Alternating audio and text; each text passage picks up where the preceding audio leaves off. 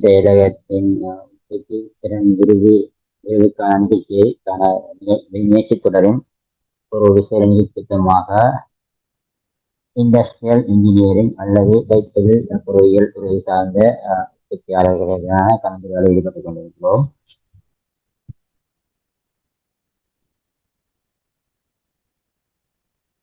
நாங்கள் கடந்த 2 வாரங்களாக ஏற்பட்ட அழுத்தம் காரணமாக 2 நாங்கள் நிகழ்ச்சிக்குள்ள அதே போல எங்களை வருகை தந்திருக்கும் புதிய பணிப்பாளர்களையும் அவர்களையும் சந்திக்கின்றோம். அதே போல எங்களுடைய இன்றைய நாள் உறவாளராக கலந்து கொள்வதையும் நாங்கள் இந்த நிகழ்ச்சிக்கு அன்பாக வரவேற்கின்றோம். வளவாளர் இந்த இண்டஸ்ட்ரியல் இன்ஜினியரிங் துறையில் 20 வருடங்கள் அனுபவம் பெற்றவர். இண்டஸ்ட்ரியல் இன்ஜினியரிங் துறையில் அனுபவம் வாய்ந்தவர். அதே போல இந்த துறையிலேயும் அனுபவம் வாய்ந்த ஒரு வளவாளர் வந்திருக்கிறார். நாங்கள் அவரை அன்பாக இந்த நிகழ்ச்சியை நடத்திற்காக அழைக்கின்றோம்.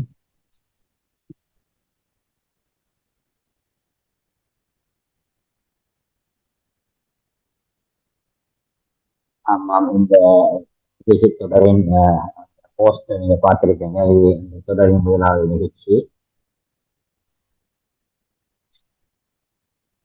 இந்த சந்தர்ப்பத்தில் இந்த வருடத்தில்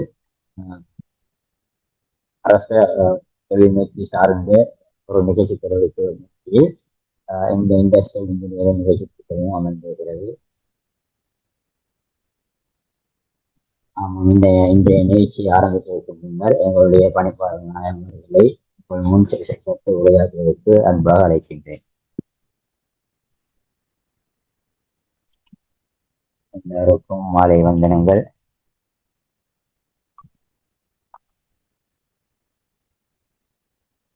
நன்றி பிரதி பணிப்பாளர் அவர்களே.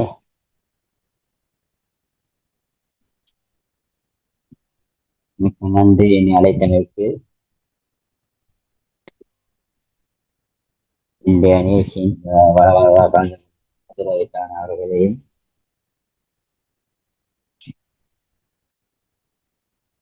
அதே போல இந்த செயலகத்தின் பணிப்பாளர்கள உத்தியோகர்களும் கொடுத்தவங்க அந்த நிகழ்ச்சி தொடரின் அத்தியட்சர் குழுவினரையும் நிகழ்ச்சியில கலந்து கொள்ளும் உங்கள் அனைவருக்கும் வரவேற்கிறோம். அந்த நிகழ்ச்சி தொடரின் ஒரு முக்கியமான ஒரு கட்டத்தில் நாங்கள் இருக்கிறோம். அந்த நிகழ்ச்சி தொடரின் என்னையும் ஒரு சிறிய ஒரு நிகழ்ச்சி விரும்புவதற்கு அழைத்திருக்கின்றி அந்த நிகழ்ச்சி தொடரின் தொடர்ச்சியாக அதே போல இந்த நிகழ்ச்சியின் புரட்சி பேணி வருவதற்காகவும் அதே போல இந்த நிகழ்ச்சியில புதிதாக சேர்ந்திருக்கின்ற சகல உறுப்பினர்களையும்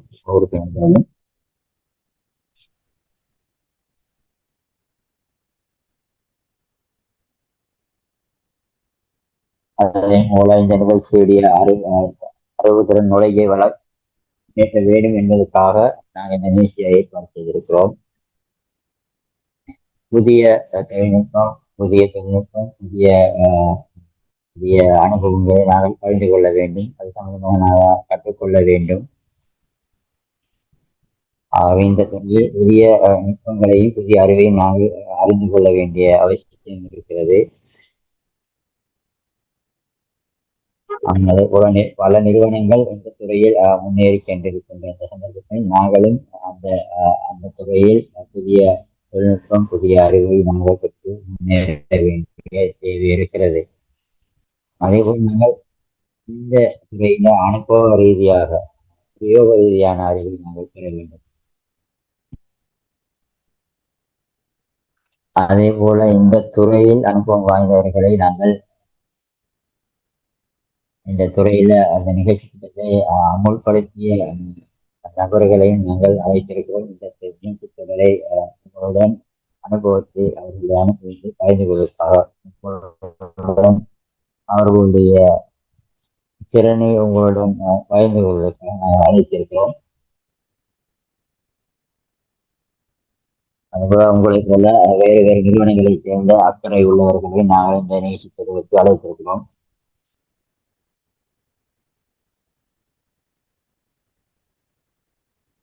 ஆமாம்.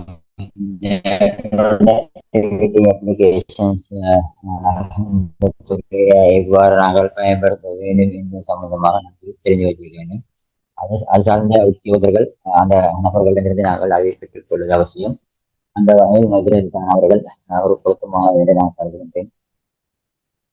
அதே போல இந்த மெம்பர்ஸை விழிப்புணர்வு ஊட்டுவதற்காக அறிவுறுத்துவதற்காக தெளிவுபடுத்துவதற்காக அவரை அனுமதிக்கின்றேன்.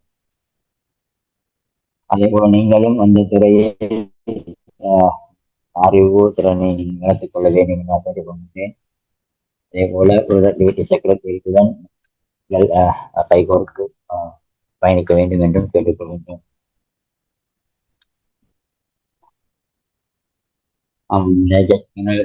ட்ரைனிங் நடந்து நிகழ்ச்சி நான் நடத்தி வருகிறேன். இந்த வகையில் நீங்கள் அப்டேட் பண்ணிக்கொள்ள வேண்டும்.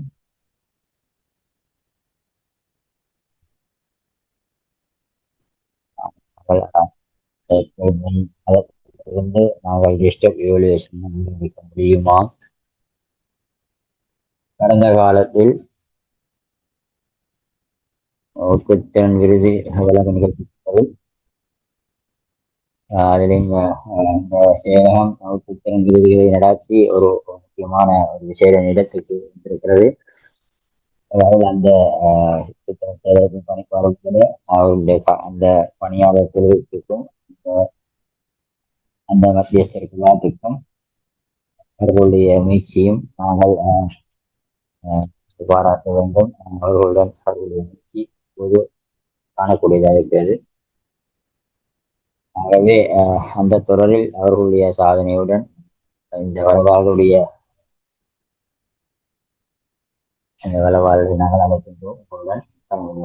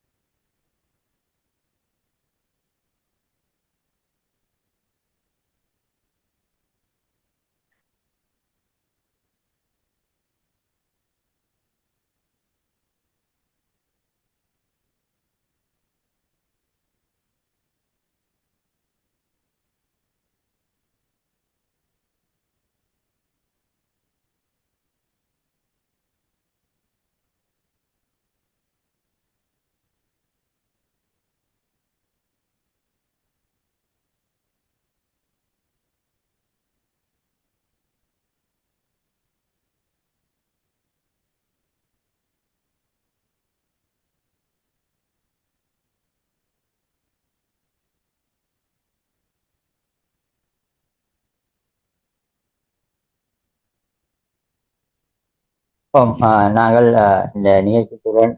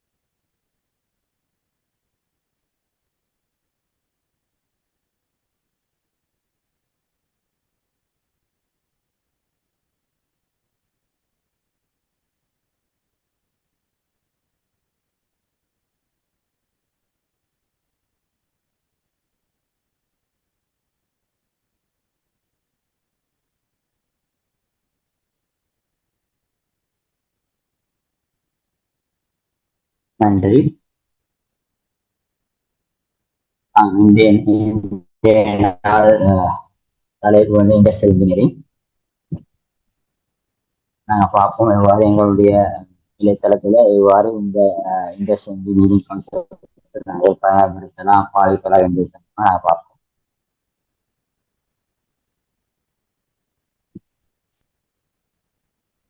இந்த நிகழ்ச்சி தொடர்ந்த ஒரு சில மாற்றங்களுடன் தொடர்ந்து நடக்கும். நீங்கள் உங்களுக்கு உங்களுடைய தெளிவு பெறுவதற்காக வசதியாக நீங்கள் பேனையும் பென்சிலையும் வைத்துக் கொண்டால் நல்ல பேப்பரை வைத்துக்கணும். நாம் முதலாக பார்ப்போம். ஆமாம், இண்டஸ்ட்ரியல் இன்ஜினியரிங் என்றால் என்ன என்று அறிமுகம் நடக்கும்.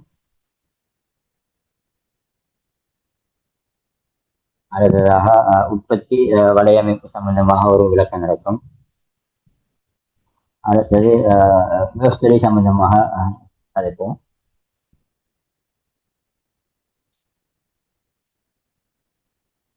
அடுத்தது மெத்தட் ஸ்டடி, ஒர்க் ஸ்டடி சம்பந்தமாக கதைக்க இருக்கிறோம். ஒர்க் மெஷர்மெண்ட் சம்பந்தமாகவும் நாங்கள் கதைக்க போகிறோம். அதே போல எஃபெக்டிவ் கால்குலேஷன், ஒர்க் சாம்பிளிங், அல்லது ஆக்டிவிட்டி சாம்பிளிங் சம்பந்தமாக நாங்கள் பார்க்க இருக்கிறோம். அதாவது எகோனமிக்ஸ் என்கிற அந்த எகோனமிக்ஸ் சம்பந்தமாக நாங்கள் பார்த்து எவ்வாறு வேலை சம்பந்தமாக நாங்கள் பார்க்க இருக்கிறோம்.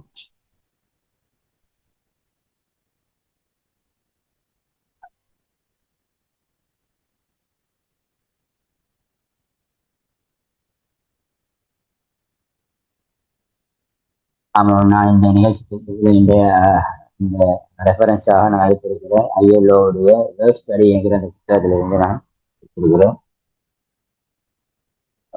அந்த புத்தகத்திலிருந்து அந்த புத்தகத்தினுடைய அனுபவத்தை தான், எக்ஸ்பீரியன்ஸை தான் நான் இங்கு உங்களுடன் பதிவு செய்திருக்கிறேன்.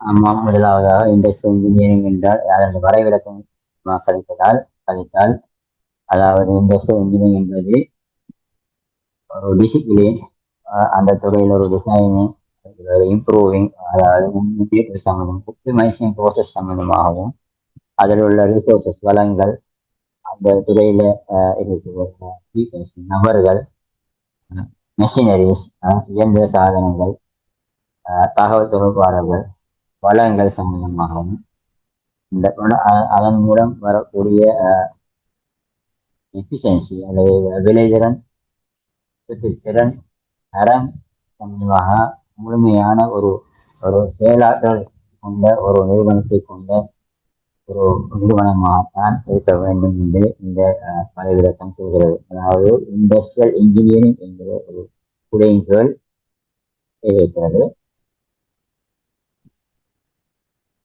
இதை நாங்கள் எங்களுடைய நாட்டில் பெரும்பாலும் ஆடை தொழிற்சாலை துறையில் நாங்கள் பெரும்பாலும் காணக்கூடியதாக இருக்கிறது. ஆமாம், இந்த துறையில் பிரதான பகுதி தான் ஒர்க் ஸ்டடி தான் முக்கியமான பகுதி. அதிலையும் ஒர்க் மெஷர்மெண்ட், அதாவது தொழில் பிரிப்பு சம்பந்தமாக நாங்கள் அதை பார்க்க இருக்கிறோம்.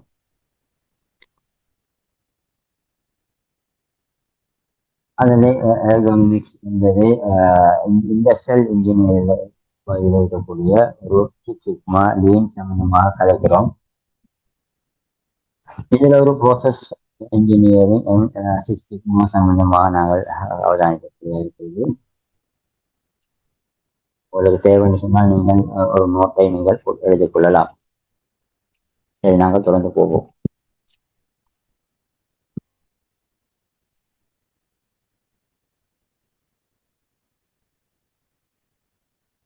ஆமாம், முதலாவதாக ப்ரொடக்ஷன் சிஸ்டம், உற்பத்தி முறைமை சம்பந்தமாகும்.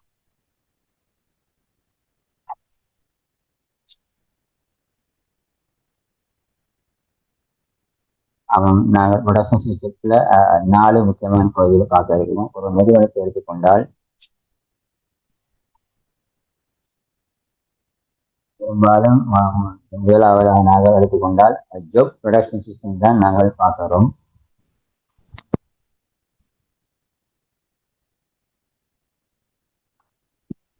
ஆமாம். ஒரு டெய்லரிங் கார்மெண்ட்டை எடுத்துக்கொண்டால் அதில் முதலாவது ஒரு ப்ரொடக்ட் யூனிக் ப்ரொடக்ட் சம்பந்தமாக தான், அல்லது டெய்லரிங் கார்மெண்ட் சம்பந்தமான ஒரு ஒரு சிறிய அளவிலான சிறிய தொழில் ஆடை நிறுவனங்கள்ல இதை நாங்கள் பார்க்கலாம்.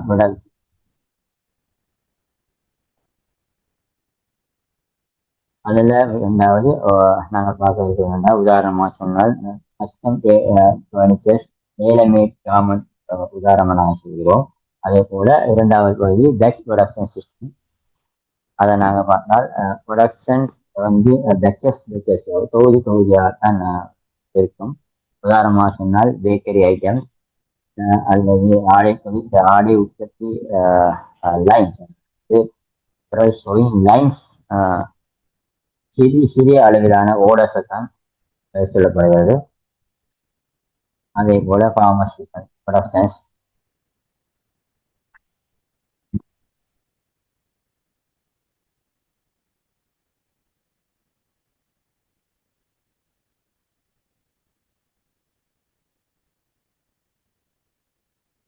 பெரும்பாலும் இந்த துறையில நாங்கள்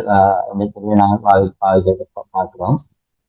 அதே போல வாகன உற்பத்தி துறையும் நாங்கள் இதை பார்க்கலாம். சில உதாரணங்களை நாங்கள் பார்க்கலாம். அதே போல பொட்லிங் இண்டஸ்ட்ரி, தண்ணீர் போத்தல் உற்பத்தி செய்கிற துறையை பார்க்கலாம். அதை வந்து நாங்கள் சொல்லுவோம் மாஸ் ஃப்ளோ ப்ரொடக்ஷன் சிஸ்டம் சொல்லுவோம். அதுக்குள்ளதான் இந்த வாகன உற்பத்தி துறை, பொட்லிங் பிளான்ஸ், அது வாகன அசம்பிளிங் செய்கிறது. பிறகு பெரல் இண்டஸ்ட்ரீஸ், ஆடை தொழில்துறை பார்க்கலாம். அதே போல நாலாவது பகுதி கண்டினியூஸ் ப்ரொடக்ஷன் சிஸ்டம் ஒன்றை நாங்கள் பார்க்கலாம். இது ஒயில் உற்பத்தி துறை சார்ந்த பகுதியை நாங்கள் காணக்கூடியதாக இருக்கிறது.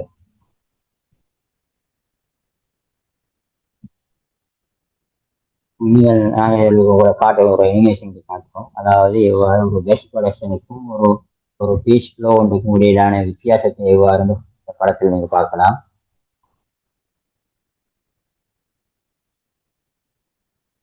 அதே போல முதலாவது ஃபர்ஸ்ட் பீஸ் வெளியில வரும்போது ஸ்டார்ட்ல முதலாவது ஒரு நன்மை இருக்கிறது. அது குறிப்பிட்ட ஒரு டைமுக்குள்ள அந்த அந்த நன்மை கிடைக்கக்கூடியதா இருக்குது.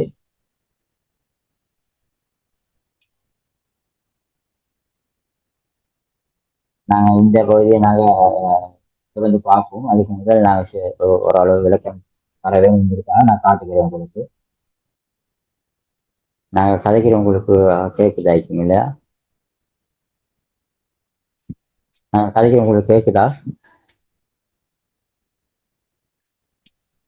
கொஞ்சம் கிளியர் இல்ல சார். அதான் நீங்க சொல்லுங்க, சத்தம் காணதா அல்லது இல்ல வாய்ஸ் கிளியர் இல்ல சார். சிங்களும் வருதா உங்களுக்கு? ரெண்டு மொழியும் வருதா?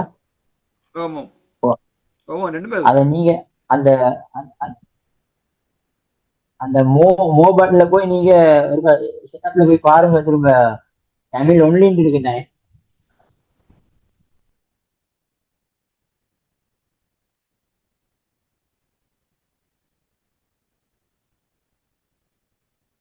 இந்த அனிமேஷன்ல வந்து நாங்கள் காட்டுகிறோம் என்னன்னா ஒரு ஒரு ஒரு ஒரு ஒரு டிஃபரன்சியேஷன் காட்டும், ஒரு வித்தியாசத்தை காட்டுகிறோம். இண்டஸ்ட்ரியல் இன்ஜினியரிங் முக்கியமான பகுதிகளில் ஒரு பகுதிதான் வேவ் ஸ்டடி.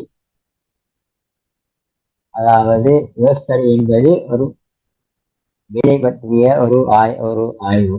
அதாவது தேவையற்ற செயற்பாடுகளை நீக்கி தேவையான விடயங்களை உரிய முறையில் விளைதிறனுடன் முன்னேற்றத்தை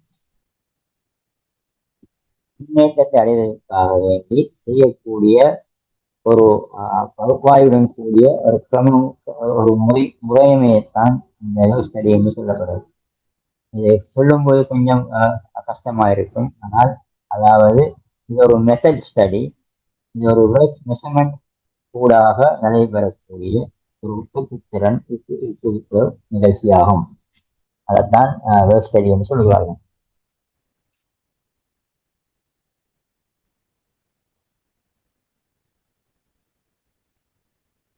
இது ரெண்டு வகை பொதுவான ரெண்டு துறைகளை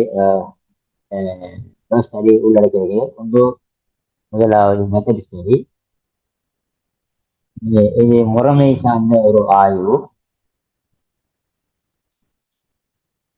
இது முதலாவது பகுதி. இந்த ஸ்டடியில கட்டாயம் இந்த பகுதியை நாங்கள் முதலாவதாக பிரதானமாக நாங்கள் செய்ய வேண்டும். ஒரு வேலை இந்த செய்ய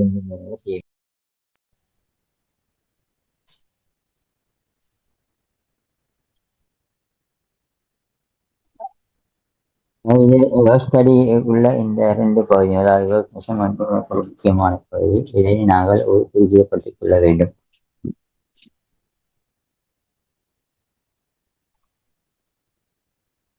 ஆமாம், இந்த ஸ்டடி இந்த ரெண்டு பகுதியையும் நீங்கள் தேவையான பார்த்து எழுதிக் கொள்ளலாம்.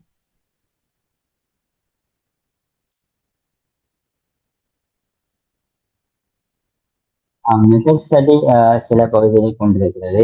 இதை நாங்கள் அறிந்து வைத்திருக்கிறோம். சில படிநிலைகளை கொண்டிருக்கிறது மெத்தட் ஸ்டடி. அதாவது முதலாவது தெரிவு செய்தல்.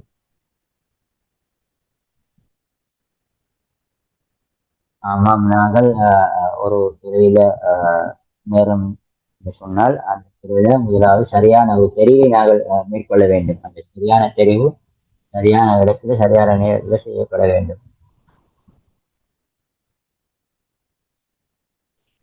இந்த செலெக்ஷன் தான் ஆக செலவு அதிகமான ஒரு பகுதி. இந்த பகுதி சரியான முறையில் அமைந்தால் தான் மற்ற எல்லாம் சரியான முறையில் அமையும்.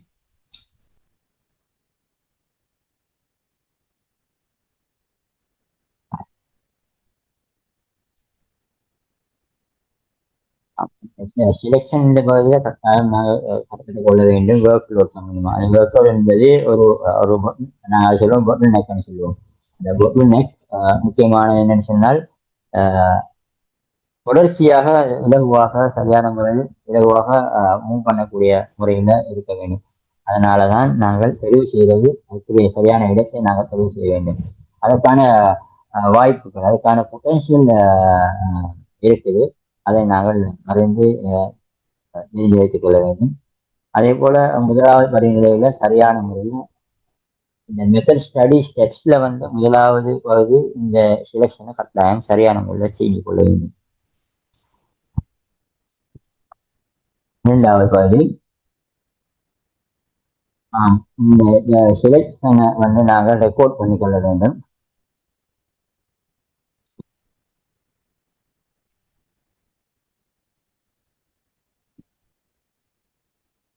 Select complete text about the current method. Tools include flowchart, operation chart, layout diagrams, videos, photos, time studies, அதே போல மோஷன்ஸ், இப்படி அனாலிசிஸ், மோஷன் அனாலிசிஸ் ரெக்கார்ட் பண்ணிக்கொள்ள வேண்டும். இந்த ரெக்கார்ட் பகுதியில் முக்கியமான பகுதி அவை.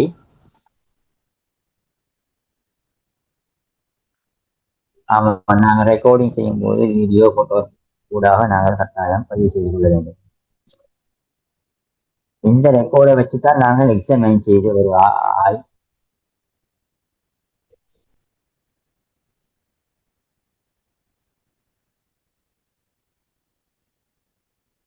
நாங்கள் இந்த ரெக்கார்ட் செய்த அந்த வீடியோ போட்டோஸ் அந்த டயக்ராம்ஸ் கூடாக நாங்கள் எக்ஸாமின் செய்ய வேண்டும். இந்த examine why, what, how, what என்ற இந்த கேள்வி, அந்த கேள்விகள் ஊடாக நாங்கள் எங்களுடைய எக்ஸாமின்ஸை நாங்கள் சரியாக செய்து கொள்ள வேண்டும்.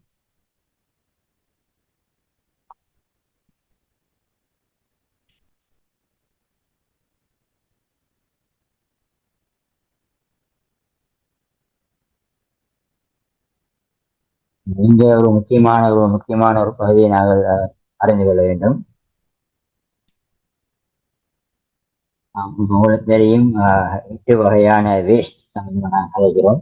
இந்த வேஸ்ட் சம்பந்தமாக நாங்கள் முக்கியமாக கவனித்துக் கொள்ள வேண்டும். இந்த 8 விரயங்கள் சம்பந்தமாக நாங்கள் கதைக்கிறோம். அதாவது இதை நாங்கள் இலகுவாக சொன்னால் டவுன் டைம் சொல்லும். அதாவது டிஃபெக்ட், டிஃபெக்ட், அதாவது அதாவது தேவையான பொழுது தேவையான சந்தர்ப்பத்தில் பொருத்தமில்லாத பொருட்கள், பொருத்தமில்லாத காலம், நேரம், ஊழியர்கள், அதுக்கான செலவுகளை நாங்கள் இடம்பெறும். இப்படியான சந்தர்ப்பம் இந்த டிஃபெக்ட் வந்து விரயத்தை நாங்கள் அந்த விடயம் வந்து இந்த டிஃபெக்ட்ஸ்ல வந்து இந்த பொருட்கள், நேரம், ஊழியம் சம்பந்தமான விடயமாக முதலாவதாக நாங்கள் டிஃபெக்ட்ஸ் என்று சொல்கிறோம்.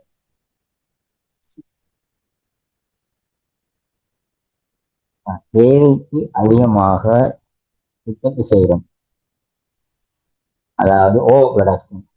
ஓவர் ப்ரொடக்ஷன் என்பது தேவைக்கு அதிகமாக உற்பத்தி செய்வது. இது ஒரு பண விரயம். அதே போல அவருடைய கலைஞர் சாலையில செலவுகளை ஏற்படுத்தும். அடுத்தது வெயிட்டிங், தாமதம். இந்த தாமதம் வந்து கால விரயமாகத்தான் நாங்கள் இருக்கிறோம். இது அடுத்தவருடைய நேரத்தையும் அடுத்தவருடைய காலத்தையும் வீண் விரயத்துக்கு உள்ளாகும்.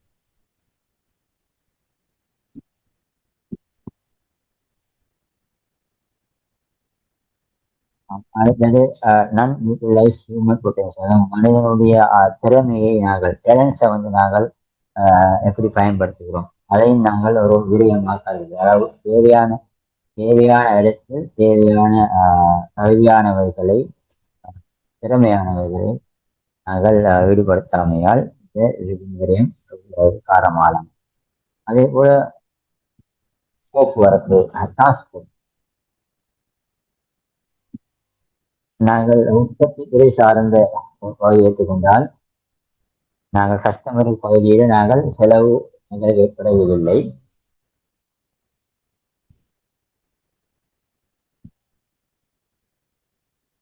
ஆமா, நாங்கள் டிரான்ஸ்போர்ட் செய்யும்போது உதாரணமாக சொல்லுவோம், ஒரு 10 மீட்டர் நாங்கள் தூரத்துக்கு நகர்த்துவதாக இருந்தாலும் கூட தேவையில்லாத இடத்துக்கு நகர்த்துவதும் அதற்காக செலவாகும் காலமும் விரயமாகத்தான் கருதப்படும்.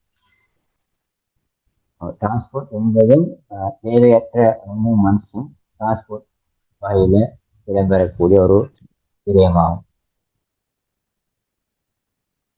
அடுத்த இன்வென்ட்ரி, உங்களுக்கு தெரியும், பொறுப்பதிவேடிகள். அதாவது தெரியும், களஞ்சியப்படுத்துது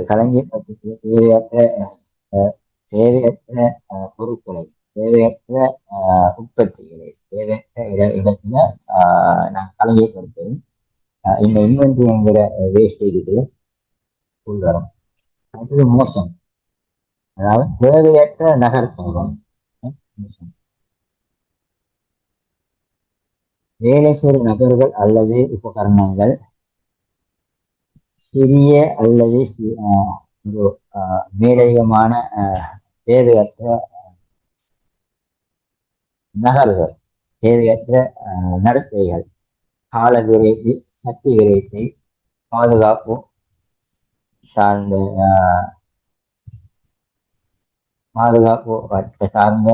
வசதியின்மைகளை உருவாக்கும்.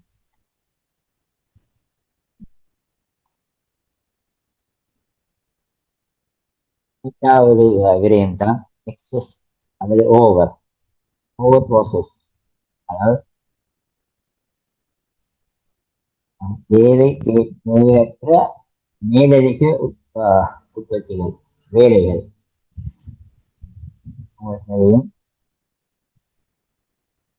அரசு துறையா இருந்தாங்க, தனியார் துறையா இருந்தாங்க, உற்பத்தி துறையா இருந்தாங்கன்னா இந்த விரயங்கள் சம்பந்தமாக நாங்கள் முக்கியமாக கவனித்துக் கொள்ள வேண்டும். அதுல இந்த 8 வகையான விரயங்கள் சம்பந்தமாக, வேஸ்ட் சம்பந்தமாக நாங்கள் தெரிந்து வைத்திருக்க வேண்டும்.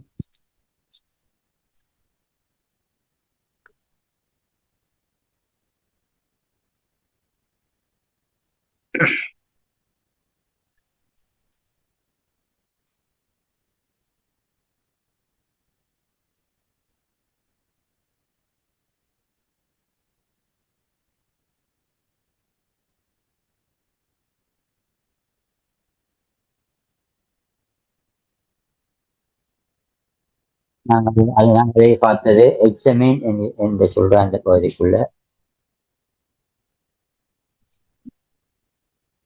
நாம் எக்ஸாமின் செய்து பரீட்சித்து கண்டு கண்டெடுத்த அடுத்த பகுதி தான் டெவலப். அந்த டெவலப் என்பது இம்ப்ரூவ் அல்லது இன்புட் மெத்தட் நாங்கள் இம்ப்ரூவ் பண்றது தான் இந்த டெவலப்மெண்ட் சொல்கிறோம். அதாவது principles of motion economy, lean tools, pioneers, ergonomics, workspace layout, simplifications இவையெல்லாம் உள்ளடக்கித்தான் இந்த ஒரு முக்கியமான ஒரு கோலை கொண்டு ஒரு இலக்கை கொண்டு பாதுகாப்பாக விரைவாக மிகவும் வினைத்திறன் கூடிய ஒரு முறைமையை தான் இந்த டெவலப்மெண்டாக செய்யலாம். நாம் இது ஒரு சிக்கலான அல்லது தியரி பகுதி உங்களுடைய சில நேரம் இதெல்லாம் கொஞ்சம் கஷ்டமா இருக்கலாம். ஆனால் இந்த முக்கியமான பகுதியை நீங்கள் நோட் பண்ணி கொண்டால் காணும்.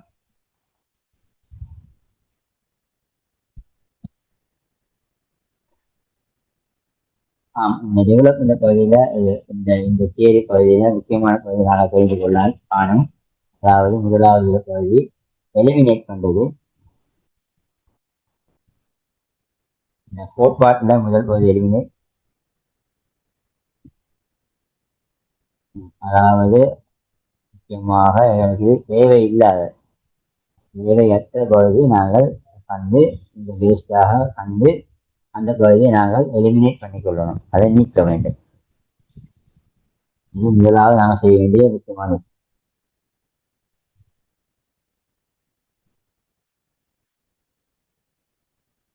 தேவையற்ற நடவடிக்கைகள், பெருமதி சேர்க்கப்படாத நடவடிக்கைகள், அவற்றை நாங்கள் நீக்கிக் கொள்வது இல்லை. ஆமாம், அப்படி நாங்கள் முதலாவது எலிமினேஷன் செய்து கொண்டால் உங்களுக்கு திறன் மேம்படும். அடுத்து இரண்டாவது கோட்பாடு, அதாவது எலிமினேட் பண்ணதுக்கு பிறகு கம்பைன் பண்றது, இணைக்கிறது. அதன் மூலம் சில எங்களுக்கு நன்மை கிடைக்கும். அதாவது வேலைகளை ஒன்றோடு ஒன்று இணைக்கும் போது நன்மைகள் கிடைக்கும்.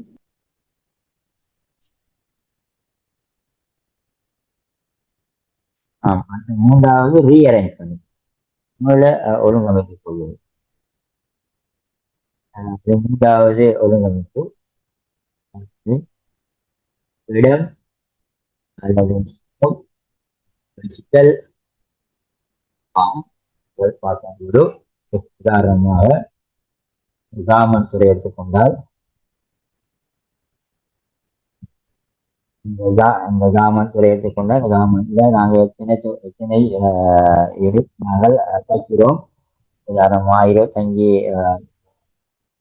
50 சென்ட் அகலத்து தைக்கும் போது 25 யூனிட் வீணா போகும் சொன்னால் நாங்கள் அது சம்பந்தமாக சில மாற்றங்கள் சில சீக்வன்ஸ் மாற்றங்கள் ஏற்படுமா என்னன்னு சொன்னால் அந்த கார்மெண்ட் துறையில ஒரு ரீஅரேஞ்ச்மெண்ட் செய்து கொள்ளலாம். அப்படி ரீஅரேஞ்ச்மெண்ட் செய்தால் சில நேரம் எங்களுடைய உற்பத்தி திறன் முன்னேற்றத்துக்கு காரணமாக இருக்கும்.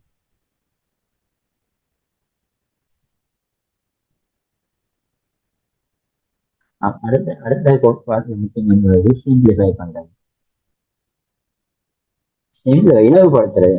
சில வேலை திட்டங்களை நாங்கள் செய்யும் போது உற்பத்தி நாங்கள் சொல்லும் சில நடவடிக்கைகளை தேவையான நடவடிக்கை மேற்கொள்ளும் போது இலகுவான மெத்தடை இலகுவாக்கும் போது வேகமாகவும் பாதுகாப்பும் சேஃபராகவும் பெர்ஃபார்மன்ஸை அதிகரிக்கக்கூடியதாகவும் ஒரு பெட்டர் டூல், சிறந்த ஒரு டூலை உருவாக்குறதுக்காகவும் அல்லது ஒரு ஆட்டோமேஷன் இந்த முறைமையில இந்த வேஸ்டேஜ்ல முக்கியமானது சிம்பிளிஃபை பண்றதும் ஒரு நன்மையை தரக்கூடியதா இருக்கும். இந்த ECRS ஊடாக நாங்கள் ஒரு டெவலப்மெண்ட் செய்யலாம். ரியல் எக்ஸாம், ஒரு உண்மையான ஒரு உதாரணத்தை கொண்டால் இந்த எலிமினேஷன் சம்பந்தமாக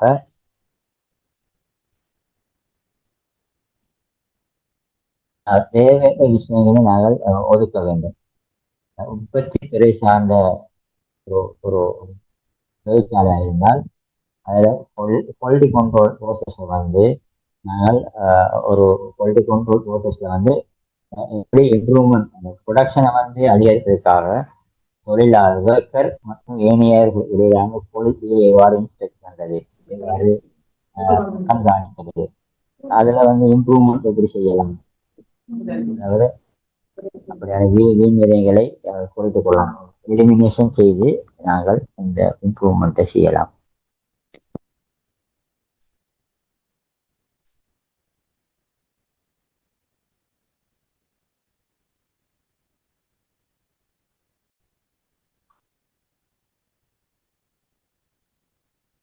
நாம் அடுத்தது பார்க்கறது மெத்தட் ஸ்டடீஸ்ல மெத்தட் ஸ்டடியில வரக்கூடிய ஸ்டெப்ஸ்ல 5வது பகுதிதான் இவலுவேட்.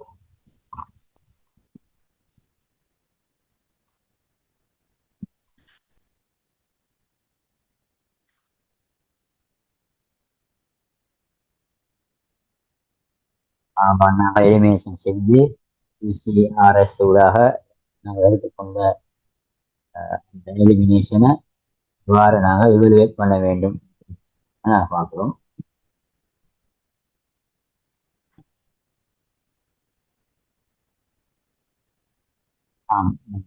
நாங்கள் ஏற்கனவே சொன்னது போல ரீஅரேஞ்சுக்குள்ள நேரத்தை நாங்கள் ஒரு அரை மணி நேரம் அரை நிமிடத்துக்கு நாங்கள் சுருக்கி கொண்டால் அதனை நாங்கள் இந்த எவலுவேஷனை ஊடாக அதனை கண்டு கொள்ளலாம். அதன் ஊடாக என்ன நன்மை பெற்றலாம். நாங்கள் சொல்லுவோம் ஒரு குவாலிட்டி சார்ந்த துறையில இருப்பவர்களுடைய ஏதாவது எலிமினேஷன் செய்யக்கூடியவங்க அல்லது ஆபரேஷன் அல்லது அவருடைய ஃபீட்பேக் எப்படி இருக்கிறது, இப்படியாக துறை சார்ந்த இவலுவேட் பண்ணதாக எங்களுக்கு எலிமினேஷன் செய்யலாம். அதேபோல் நாங்கள் இண்டஸ்ட்ரியில முக்கியமான பகுதி என்னென்றால் நாங்கள் தெளிவாக நாங்கள் அறிந்து கொள்ள வேண்டும். கண்டினியூவாக நாங்கள் இதை பார்க்க வேண்டும். எவ்வளவுதான் நாங்கள் சரியான அப்ளிகேஷனை கொண்டு வந்தாலும் பழைய மெத்தடுக்கு போவோமா இருந்தால், பழைய மெத்தடை நாங்கள் பின்பற்றுவோமா இருந்தால் அப்போ எங்களுக்கு ரிசல்ட் சரியா வராது. ஆகவே நாங்கள் கிளியராக நாங்கள் டிஃபைன் பண்ணிக்கொள்ள வேண்டும்.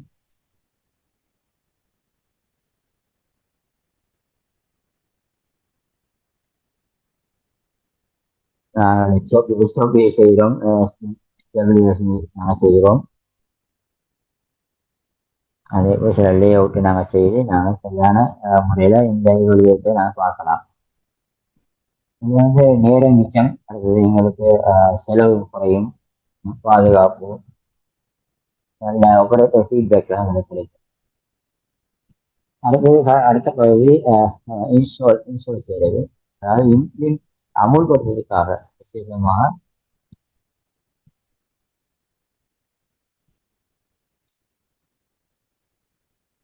இந்த இன்ஸ்டாலுக்குள்ள training operator suggesting tool business updating stations monitoring initial performance எல்லாம் நாங்கள் பார்க்கிறோம். இது முக்கியமான இந்த 8 வகையான இந்த லிமிடேஷன்ஸ்க்குள்ள இந்த மெத்தடுக்குள்ள நாங்கள் பார்க்கிறோம்.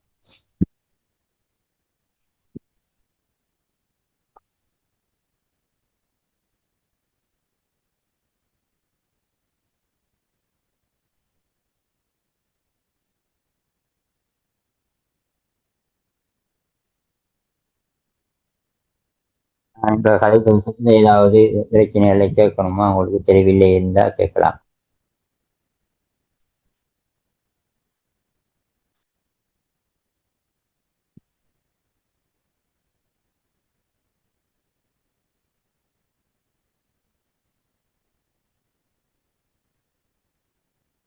அடுத்த பகுதி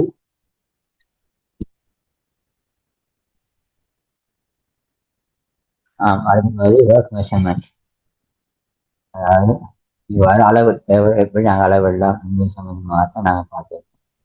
அதாவது அதுக்கான ஸ்டாண்டர்ட் டைம்ங்கிற அதுக்கான வரைவிலக்கணம்,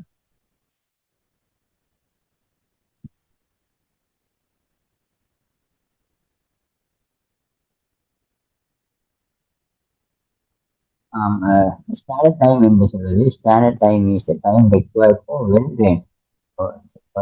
சிறப்பாக பயிற்சி பெற்ற ஒரு நேரத்துக்கு தேவையான தகுதியான ஊழியர்கள் 100% விடைகிறவர்கள் கம்ப்ளீட் டாஸ்க் ஒரு ஒரு ஒரு வேலையை முடிக்கக்கூடிய ஒரு டெஸ்ட் மெத்தடாக தான் இந்த standard time. Working at normal pace under normal working கண்டிஷன்ஸுக்குள்ள இந்த மெஷர்மெண்ட் ஆகும். அதாவது தைக்கிறதா வச்சுக்கொள்ளுங்க. ஒரு ஒரு பிள்ளை தைக்கும் போது அந்த பிள்ளை தைக்கிற நேரத்தை நாங்கள் பார்க்கும்போது அந்த வேலை தைக்கக்கூடிய அந்த பிள்ளைக்கு கொடுக்கப்பட்ட டைமுக்குள்ள அவர் தன்னுடைய திறமையை தன்னுடைய ஆற்றலை பயன்படுத்தி அவர் தன்னுடைய வேலையை முடிப்பாராயிருந்தால் அந்த கொடுக்கப்பட்ட காலத்துக்குள்ள அவர் வேலை செய்வாராயிருந்தால் அதைத்தான் நாங்கள் ஸ்டாண்டர்ட் டைம் என்று சொல்கிறோம். அந்த கொடுக்கப்பட்ட காலத்துக்குள்ள அதுக்குள்ள வேலையை செய்து தைக்கிற வேலையை முடிப்பாராயிருந்தால் அப்ப அவர் ஒரு எஃபிஷியன்டான ஒரு வேக்கராக தான் கருதப்படுகிறார். இதுக்கு பிறகு நாங்கள் தொடர்ச்சியாக நாங்கள் இந்த ஸ்டாண்டர்ட் டைம் சம்பந்தமாக நாங்கள் கலந்துரையாடுவோம்.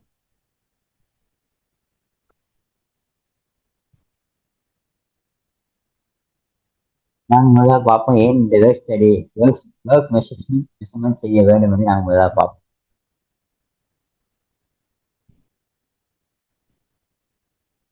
அதாவது நாங்கள் ஒர்க் மெத்தடை பார்த்தோம். நாங்கள் ஒர்க் மெஷர்மெண்ட்டை பார்த்தோம். ஏன் நாங்கள் ஒர்க் மெஷர்மெண்ட் செய்ய வேண்டும், அதாவது 9 முக்கியமான விடயங்களுக்காக நாங்கள் ஒர்க் மெஷர்மெண்ட் செய்கிறோம். அதாவது ஒரு நியாயமான சரியான ஒரு ஸ்டாண்டர்ட் டைம் அளவிடுறதுக்கு தான் நாங்கள் இந்த மெஷர்மெண்ட் ஒர்க் மெஷர்மெண்ட் செய்கிறோம்.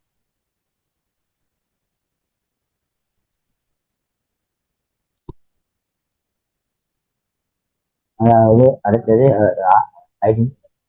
வேஸ்ட் அண்ட் இம்ப்ரூவ் மெத்தடை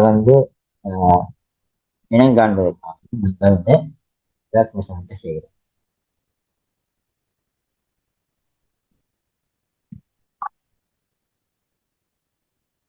நாங்கள் ரெண்டு வேலை செய்யக்கூடிய 2 பிள்ளைகளை எடுத்து பார்க்கும்போது ஒரு பிள்ளையுடைய மூமெண்ட்ஸ் இன்னொரு பிள்ளையுடைய மூமெண்ட்ஸோட மோஷனையும் நாங்கள் பார்க்கும்போது ஒரு ஆளுக்கு ஒரு ஆள் வித்தியாசமான அமைப்பு வேலை செய்வதா இருந்தால் அவர்களுக்கு இடையில ஏற்படக்கூடிய அந்த மூமெண்ட்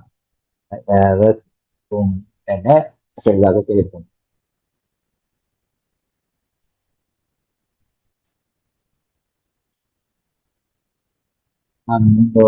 முதலாவது ஒரு பிள்ளை 30 செகண்ட்லையும், 2வது பிள்ளை 30 செகண்ட்லையும், 3வது பிள்ளை 30 செகண்ட்லையும் வேலையை முடிக்குமா என்றால் ஒரு காலத்தை நாங்கள் மெஷர்மெண்ட் செய்ய வேண்டும். அதாவது அவங்க நேரத்துக்குள்ள முடிக்கிறாங்களா இல்லையான்னு பார்க்கறதுக்கு நாங்கள் மெஷர்மெண்ட் செய்ய வேண்டும். அதனால நாங்கள் ஏற்கனவே நேரம் முன்கூட்டியே நாங்கள் எங்களுடைய இந்த வேலையை மெஷர்மெண்ட் செய்யும் போது நாங்கள் முன்கூட்டியே அறிந்து கொள்ளலாம். அதை முன்கூட்டியே அறிஞ்சவங்களுக்காக நாங்கள் இந்த வேலையை நாங்கள் மெஷர்மெண்ட்டை நாங்கள் செய்து கொள்ள வேண்டும். அதனால அது பேலன்ஸ் ப்ரொடக்ஷன் கட்டாயம் பார்க்க வேண்டும். அடுத்து கெப்பாசிட்டி கால்குலேட் பண்ணும்.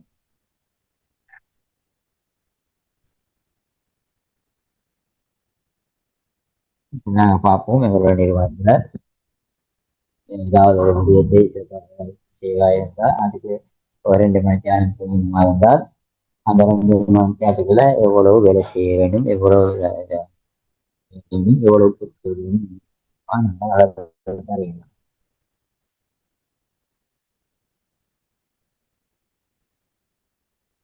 அல்லது மனித வாழ்வே திட்டமிடுதல், அது பிளான்.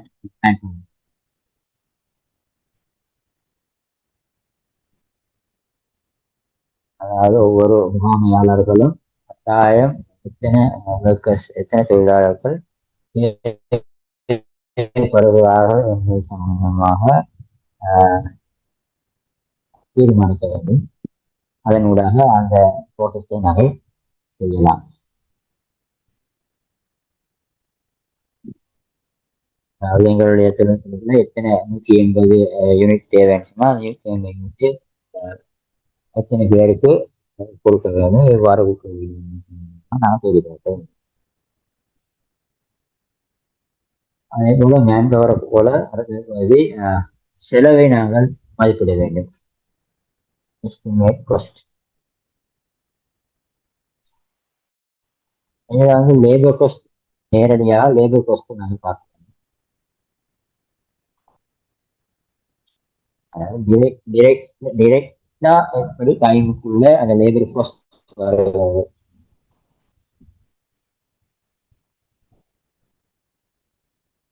அதாவது எங்களுடைய ப்ரொடக்ஷன்ஸை வாங்குபவர்கள் அவர்களுடைய அதுக்காக வேலை செய்யக்கூடிய எங்களுடைய ஊழியர்களுடைய லேபர் காஸ்ட்டை நாங்கள் கணக்கிட்டு மதிப்பீடு செய்ய வேண்டும்.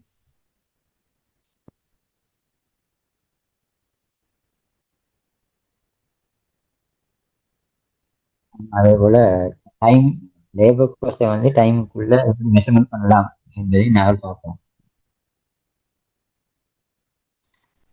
அதே போல ஒவ்வொரு தனிநபருடைய செயலாற்றல் திறன்களை பெர்ஃபார்மன்ஸ் உங்களுடைய பெர்ஃபார்மன்ஸை நாங்கள் எவ்வாறு அளவிட வேண்டும், இவ்வாறு மதிப்பிட வேண்டும் என்று நாங்கள் பார்க்கலாம். அதனால தொடர்ந்து பார்ப்போம். அடுத்த ஊக்குவிப்பு கொடுக்கலாம் திட்டங்களை அறிமுகப்படுத்தலாம். இது வந்து சப்போர்ட் பண்ணலாம். இன்சென்டிவ் ஸ்கீம்ஸ் இதையும் நீங்கள் வேணுமென்றால் ஒரு நோட்டை எடுத்துக்கொள்ளலாம்.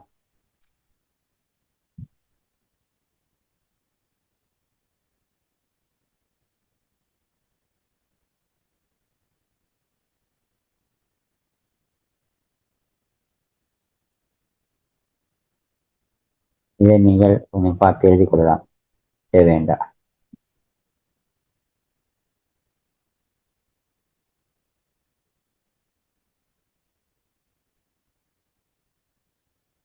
ஆரம்ப பகுதியை கொஞ்சம் தியரிக்கு கொஞ்சம் தியரி பகுதியை கொண்டு இருக்கிறதால இந்த பகுதியை கொஞ்சம் கவர் பண்ணாமல் நாங்கள் தொடர்ந்து போகிறது நல்லமில்லை. ஆகவே இதை கொஞ்சம் நோட் பண்ணி கொண்டால் நல்லது.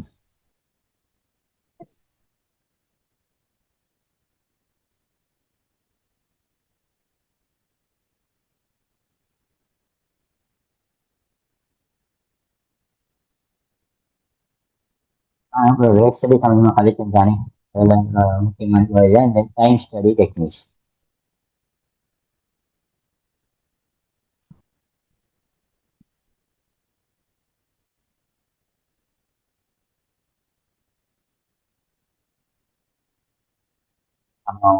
நாங்கள் அரசு துறை நிறுவனங்கள் கூட இந்த சம்பந்தப்படக்கூடிய நபர்கள் சம்பந்தமாகவும் நாங்கள் இந்த பகுதியை நாங்கள் மெஷர்மெண்ட் செய்யலாம். ஆமாம், நாங்கள் நீண்ட கால வேலை கூட நாங்கள் மெஷர்மெண்ட் செய்யலாம்.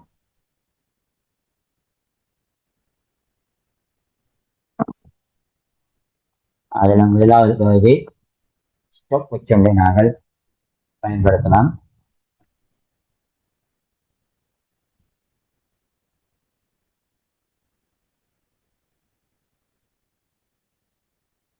நாங்கள் முதலாவது பார்ப்போம் ஸ்டாப் ஒச்சை பயன்படுத்தி எவ்வாறு நேரத்தை கணக்கிடலாம்.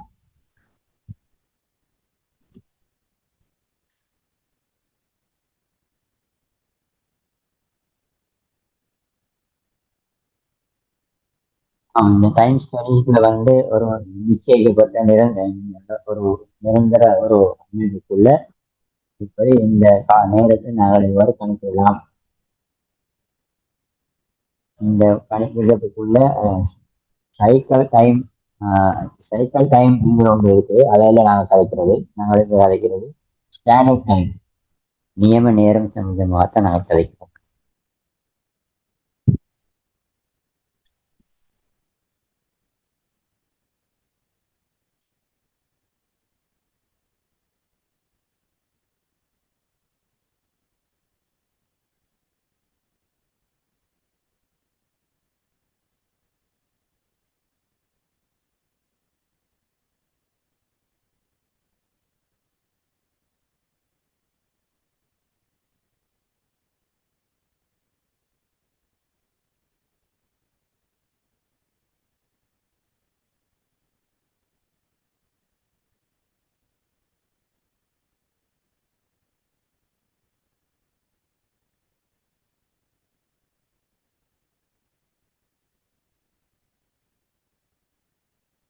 நாங்கள் முதலாவது பார்ப்போம் observe டைம். இப்ப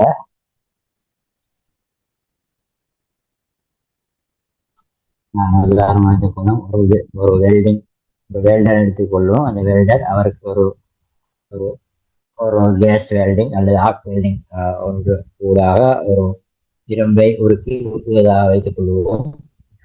இதை நாங்கள் முதலாவது எவ்வளவு நேரம் எடுத்து என்பதை நாங்கள் பார்க்கிறது தான் observe டைம் சொல்கிறது.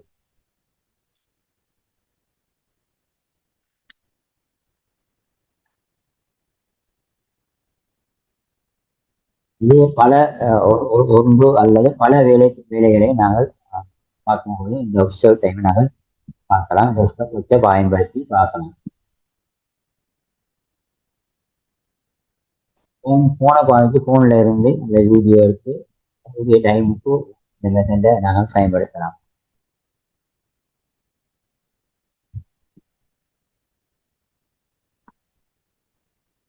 நாங்கள் ஒரு 10 என்ற எண்ணிக்கைக்கு உட்பட்டதாக நாங்கள் ஒரு முடிவோடாக கொண்டு இந்த ஸ்டாப் வாட்ச் டைமை நாங்கள் observe பண்ணலாம்.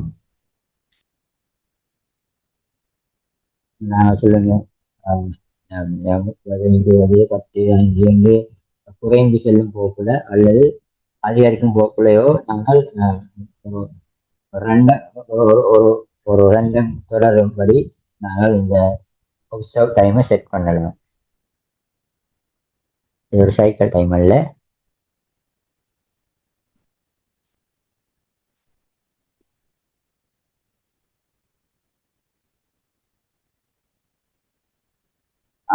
முதலாவது பார்க்கிறதுல என்னன்னா ஸ்டெப் ஒன்றை பயன்படுத்தி எவ்வாறு ஸ்டாண்டர்ட் டைம் வந்து பயன்படுத்துறோம்.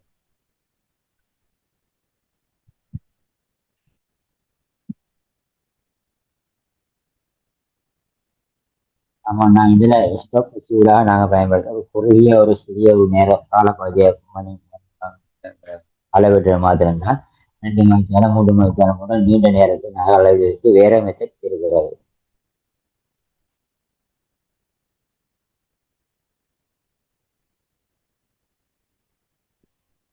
நாங்கள் இதுல வந்து ஒரு பேசிக் டைம் நாங்கள் டிஃபைன் பண்றோம், வரையறை செய்கிறோம்.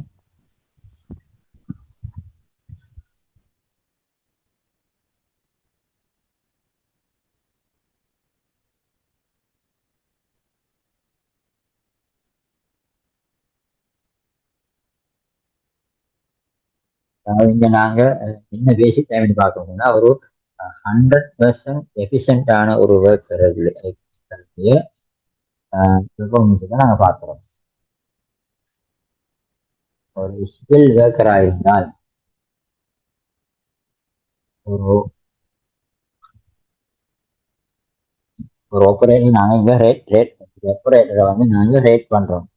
நாங்க சொல்லுவோமே ஒரு வெல்டர் எடுத்துக்கிட்டா அந்த வெல்டர் ஒரு 30 செகண்டுக்குள்ள எவ்வளோ ஆஹ், எவ்வளோ அதாவது 100க்கு எத்தனை வீதம் ஒரு பெர்ஃபார்மன்ஸ் காட்டுகிறார். அப்ப நாங்க ஒப்சர்வ் டைம் தான் இங்க நாங்க பார்க்கிற பேசிக் டைம் ஆகும்.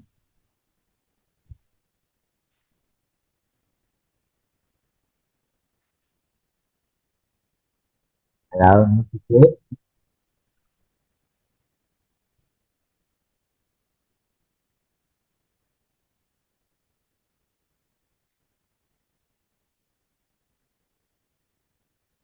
அதாவது ஒப்சர்வ் டைமும் பேசிக் டைமும் ஒன்றல்ல. அதாவது 100க்கு எத்தனை வீதம்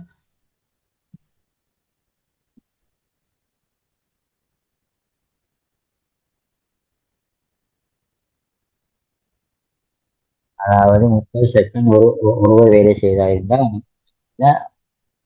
எத்தனை எத்தனை நிமிடம் வேலை ஒருவர் ஒரு ரீசெண்டான வேலை செய்கிறார். அப்ப அவருடைய பேசிக் டைமா இருந்தால் பேசிக் டைம்ல அதாவது 100க்கு எத்தனை வேலை 30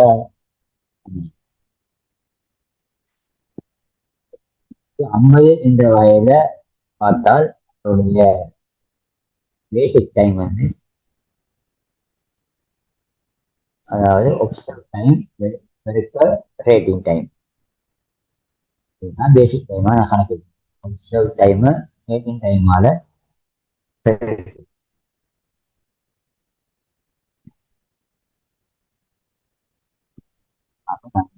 அந்த ஒப்பரேட்டர் வந்து நாங்க ரேட்டிங் செய்ய வேண்டி வரும். அதாவது அதாவது வெறும் 100 அல்லது 190 180 வீதம் ஒரு இன்வெர்டராக ரேட் பண்ண வேண்டும். முதலாவது ரேட்டிங் செய்வதுதான் இங்க உள்ள முக்கியமான பிரச்சனை. அதை நாங்க பிறகு பார்ப்போம்.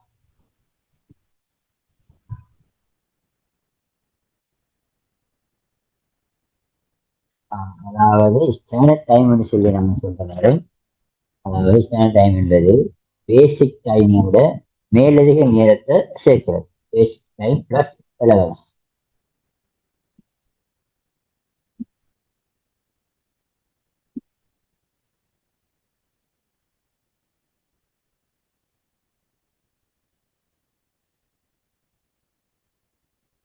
ஒரு தொழிலாளர் எடுத்துக்கொண்டா அவர் ஒரு நாளையில இருக்கக்கூடிய அவரோட நேரம், அந்த நேரம் நாங்க சொல்லுவோம் அவர் ஸ்டாண்டர்ட் டைமா இருந்தா அவருடைய உடல் முயற்சி, தொழில் முயற்சி இருக்கக்கூடிய நேரம். நாங்க சொல்லுவோமே ஒரு தைக்கிற தொழிலாக தைதான் வந்து பொபின், நூல் நூல் கோர்க்கிறது, பொபின்ல தைக்கிறது. அதுபோல ஒவ்வொரு வேலைக்கும் எவ்வளவு நேரம் செலவிடுகிறார், அந்த தொடர் செயற்பாட்டை எவ்வாறு அந்த ஆபரேஷனை செய்கிறார், அதில் அந்த ஆபரேஷன்ல எவ்வளவு ஸ்டாண்டர்ட் டைம் இருக்குது என்பதை நாங்கள் ஒவ்வொரு வேலை பகுதியும் பிரிக்கும் போது அதுக்காக செலவிடுக்கும் நேரத்தை நாம் பார்க்கலாம். ஆகவே ஆகவே ஸ்டாண்டர்ட் டைம்ங்கிற இந்த பகுதிக்குள்ள நீங்கள் ஒரு நோட்டை எழுதி கொள்ளலாம்.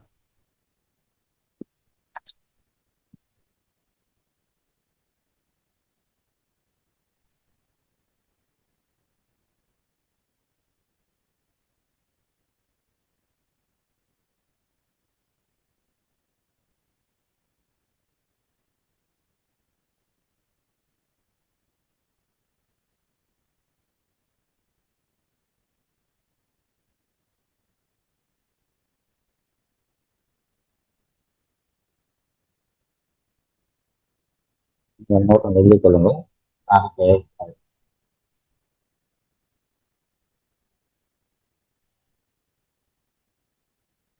ஏதாவது கேட்கிறேன்னு சொன்னா பிரச்சனை கேளுங்க, அப்ப அதுக்கு பதில் சொல்லலாம்.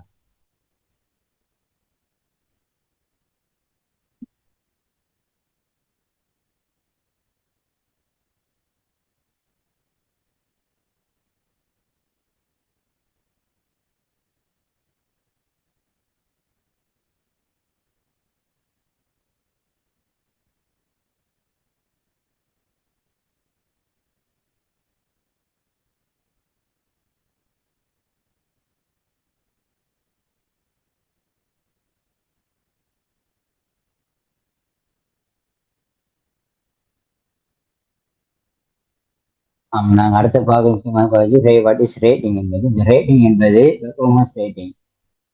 இந்த ஒரு இவலுவேட்டர் எப்படி ஜட்மெண்ட் செய்கிறார், கன்சிடர் ஸ்டாண்டர்ட் பெர்ஃபார்மன்ஸ், நூற்றுக்கு எவ்வளோ பெர்ஃபார்மன்ஸ் செய்திருக்கிறார். அதாவது ஒரு கம்பேரிசன் வந்து ஏ என்பதற்கும் பி என்பதற்கும் இடையிலான எவ்வாறு பெர்ஃபார்மன்ஸ் இருக்கிறது, நூற்றுக்கு எத்தனை வீதம், ஏ என்பவர் நூற்றுக்கு எத்தனை வீதம், பி என்பவர் நூற்றுக்கு எத்தனை வீதம் பெர்ஃபார்மன்ஸ் எடுத்திருக்கிறார் என்பதை நாங்கள் ரேட்டிங் செய்யும் போது நாங்கள் பார்க்கிறோம். இந்த ரேட்டிங் செய்யறதுக்கு ரேட்டிங்க்கு உள்ள ஏதாவது சிக்கல் இருக்குன்னா அதை குறைத்துக் கொள்வதற்காக எப்படி நாங்கள் ரேட்டிங் செய்ய வேண்டும், ரேட்டிங் செய்வதனூடாக இந்த பிரச்சனைகளை வரக்கூடிய பிரச்சனைகளை குறைத்துக் கொள்ள சான்ஸா இருக்கும்.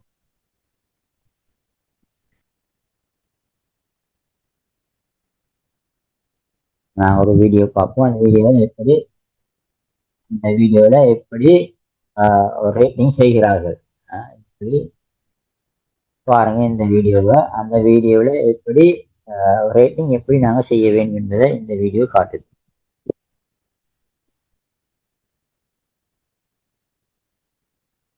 நான் இந்த வீடியோ 2 தடவை உங்களுக்கு காட்டுறேன்.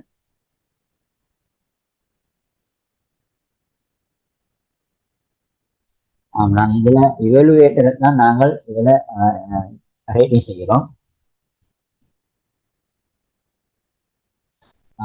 ரேட்டிங் செய்யும் போது பேசிக் டைம் வந்து வித்தியாசமாக அமையும். இதுல வித்தியாசமான வீடியோஸும் கிடைக்குது.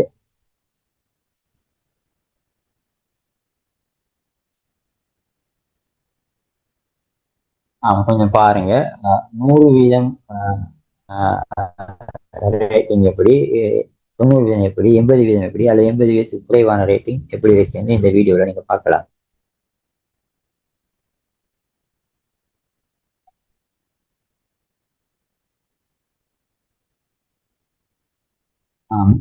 இந்த வீடியோ நீங்க பாக்குறதுக்கு ஒரு 100% எஃபிஷியன்டான ஒரு பிள்ளை வேலை செய்யற மெத்தடை பார்க்குறோம். 100% வேலை செய்யக்கூடிய ஒரு பிள்ளையுடைய எஃபிஷியன்ட் தான் நாங்கள் இப்போ பார்க்குறோம்.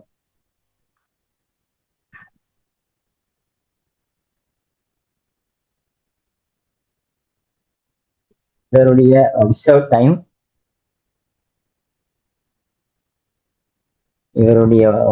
டைமும் பேசிக் டைமும் சமம்.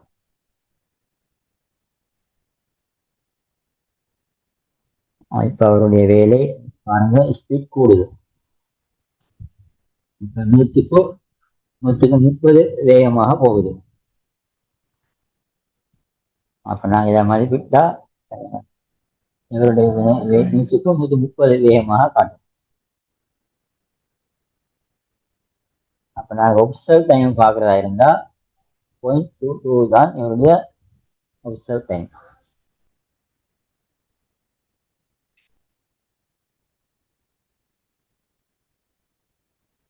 நாங்க 2வது பார்க்கிற நேரம் இதை விட ஒருவர் ஸ்லோவாக வேலை செய்தார்.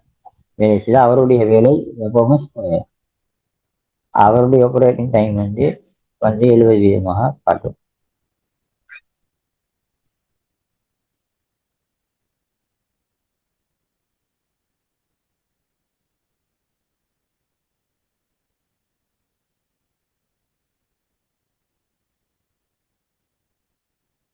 ஆபரேட்டர் வந்து நம்முடைய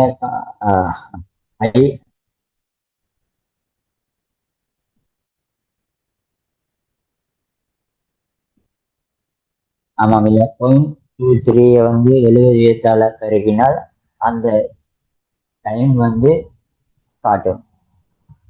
அதாவது 4 கார்டை போட்ட நேரம் அவருடைய ரேட்டை நாங்கள் கண்டுள்ளோம். அவருடைய ஸ்பீடை வந்து நாங்கள் சரியான ரேட்டிங் செய்து கொண்டால் அந்த அந்த பிள்ளைக்கு நாங்கள் மேலதிகமான நேரம் அல்லது எலவன்ஸை கொடுத்தால் அந்த ஸ்டாண்டர்ட் டைம் நாங்கள் அளவிடலாம்.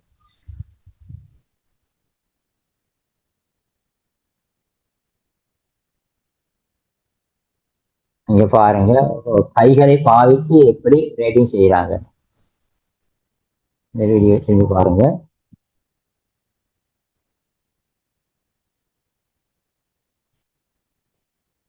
திரும்பி பாருங்க.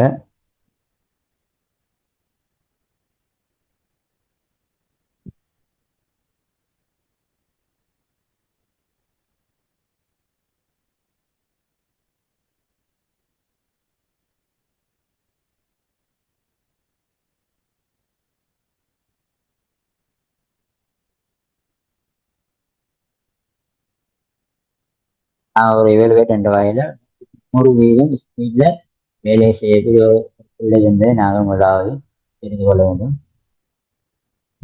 பாருங்க, ஒரு ஸ்பீடு நடக்கக்கூடிய இந்த பிள்ளைய பாருங்க. இந்த பிள்ளையை நாங்கள் ஒரு 72 வயதை நாங்கள் அறிந்து கொள்ள வேண்டும். இந்த பிள்ளை அவர் நடக்கிற வேகத்தை கொண்டு அவர் 100க்கு 100%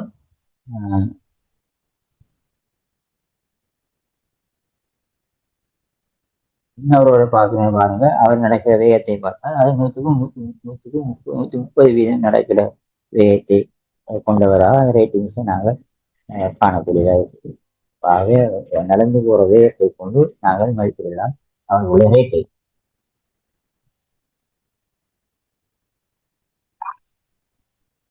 அதாவது 130 அந்த பேசிக் டைமை நாங்கள் மதிப்பிட்டு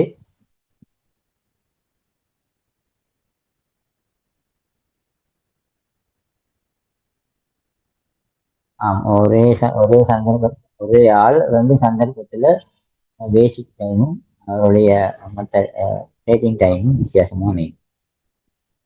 100 130ஆகவும் 100 170ஆகவும் வித்தியாசமான ரேட்டிங் டைம் காட்டும்.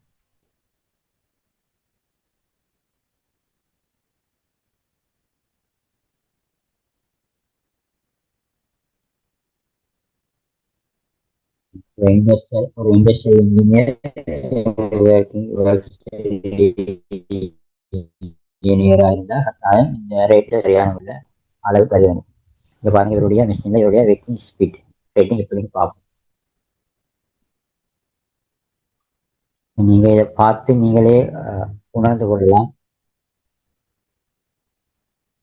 இப்படி அவருடைய கை காலை இயக்கி அவருடைய வேலையை வேகமாக செய்கிறார்.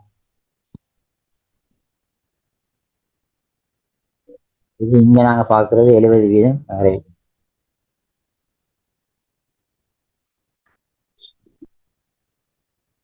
நாங்க இதை யோசிச்சு பார்த்து அந்த அந்த அந்த டைமை பார்த்து ஒரு இவலுவேட் என்ற வகையில நாங்கள் ஒரு நேரத்தை கணிப்பிட்டு ரேட்டிங்கை மதிப்பிடலாம்.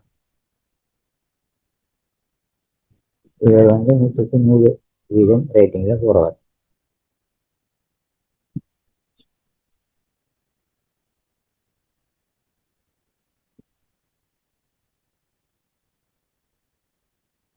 இந்த இடத்துல நாங்கள் ஆபரேஷனை பற்றி நாங்கள் பார்க்க தேவையில்லை. அவர் கை கால அவரை எப்படி வேகமாக இயக்கிறார் என்பதை பார்க்கணும். அது ஸ்டடியில முக்கியமான பகுதி.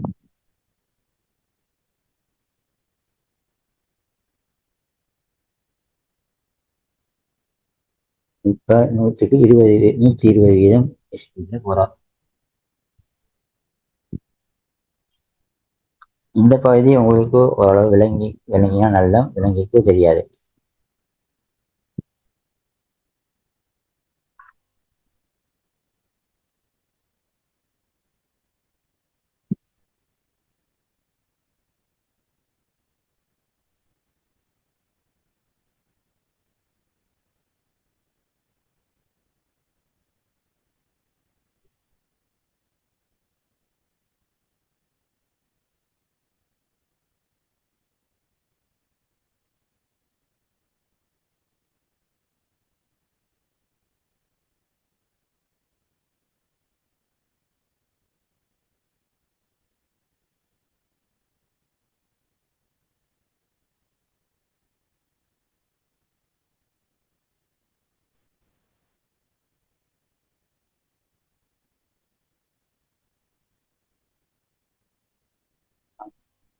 நாம ஸ்டடி டெக்னிக்ஸ் நாங்க பார்க்கறது.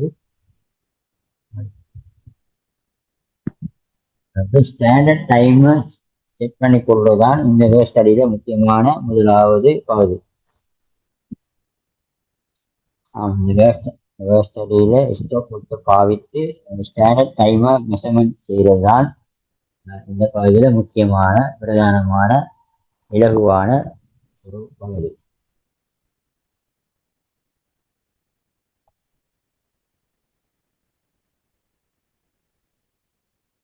மேனுஃபேக்சரிங் நான் மேனுஃபேக்சரிங் ரெண்டு துறையிலையும் இந்த ஸ்டாண்டர்ட் டைமை நாங்கள் மதிப்பீடு செய்யலாம். அதுக்காக ஸ்டோக் வச்சு பாவிக்கலாம்.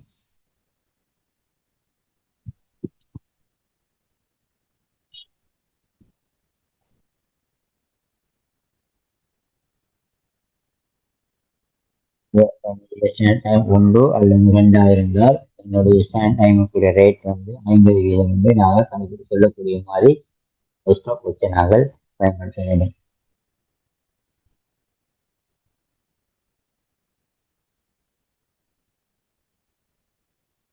நான் ஆரம்பத்தில் சொன்னது போல ஒரு வேல்டிங் இண்டஸ்ட்ரியா இருக்கலாம், அல்லது ஒரு ஒரு ஆடை தைக்கிற ஒரு இடமா இருந்தா என்ன, முதலாவது நாங்கள் அவர் அந்த இடத்துல வேலை செய்யக்கூடிய ஒரு ஊழியருடைய வேலை நேரத்தை ஸ்டடி பண்றதுதான் நாங்கள் முதலாக அறிந்து கொள்ள வேண்டிய முக்கியமான கேள்வி. சாதாரணமா நாங்கள் சொல்கிறோம் ஸ்டடி இந்த சைக்கிள் வந்து 10 இருக்கிறது. இந்த 10ல பெரும்பாலானவற்றை நாங்கள் அறிந்து வைத்திருக்கிறோம். அதிலையும் 10 செகண்டுக்குள்ள எப்படி இந்த ஸ்டடியை செய்யலாம். அதுக்கு ஒப்சர்வ் டைம் வந்து 10க்குள்ள எத்தனை அதுல அந்த 10ல பேசிக் டைம் அதுக்கு பிறகு அதுலயும் ஒப்சர்வ் டைமை பார்க்கறது. ஒப்சர்வ் டைமுக்குள்ள நாங்கள் கணக்கிட்டு ரேட்டிங் செய்யலாம். ஒரு இவருக்கு இருந்தால் அவர் சரியான முறையில் அந்த ரேட்டிங்கை சரியான முறையில் செய்து கொள்ள தெரிந்து வைத்திருக்க வேண்டும். நம்ம ரேட்டிங் வீடியோ பார்த்து அது சரியான முறையில் மதிப்பீடு செய்யக்கூடியவர்களுக்கு இந்த ரேட்டிங்கை சரியா செய்யலாம்.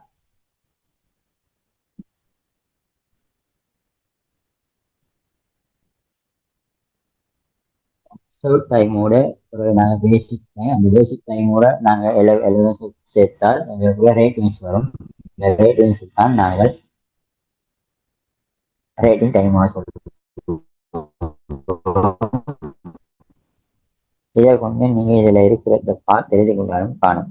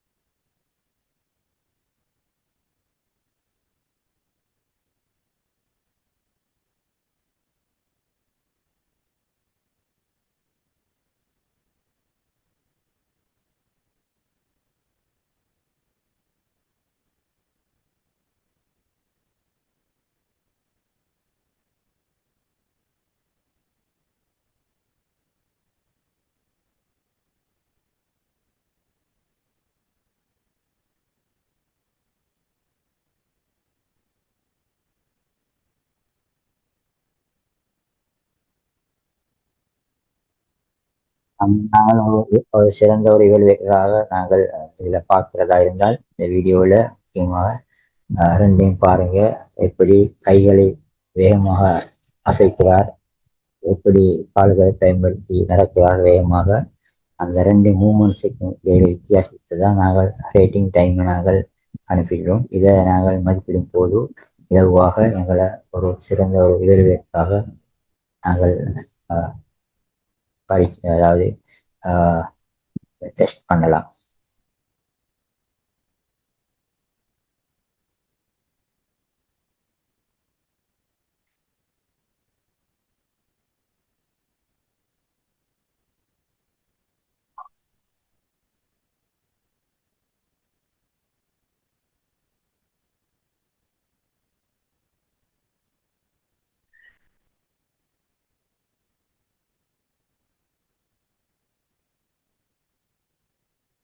ஆமாம், நாங்கள் ஒரு முக்கியமான விஷயத்தை வந்து அரசு துறையிலேயா இருந்தால் கூட இப்படியான ஒரு ஒரு ஒரு ஊழியருடைய அரசு துறை ஊழியர் அரசு துறை நிறுவனத்துல எப்படி வேகமாக வேலை செய்கிறார், வேகமாக வேலை செய்வதற்கு பயிற்சி வேண்டும்.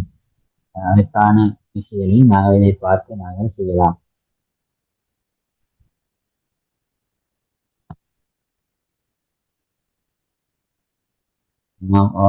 உண்மையாகவே சொல்லக்கூடிய முக்கியமான விஷயம் அரசு துறை கூட இதை நாங்கள் பயன்படுத்தலாம். ஒருவருடைய மூமெண்ட்டை பார்த்து அவர் எவ்வாறு வேகமாக நடக்கிறார், எவ்வாறு எத்தனை வேகமாக எவ்வாறு செயற்படுகிறார் என்பதை அவதானித்து அதன் மூலம் நாங்கள் ஒரு ஸ்டடி செய்யலாம்.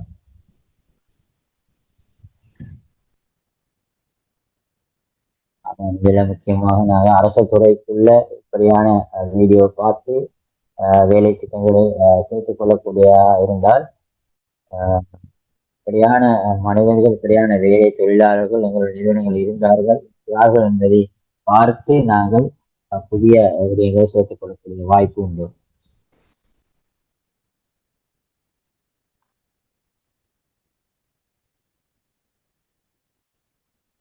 குறைந்த ஒரு காலத்துல குறைந்த ஒரு நேரத்துக்குள்ள வேகமாக வேலை செய்யக்கூடிய நபர்கள் நாங்கள் பார்க்கக்கூடியதா இருக்கு. தொடர்ந்து நாங்கள் பார்ப்போம்.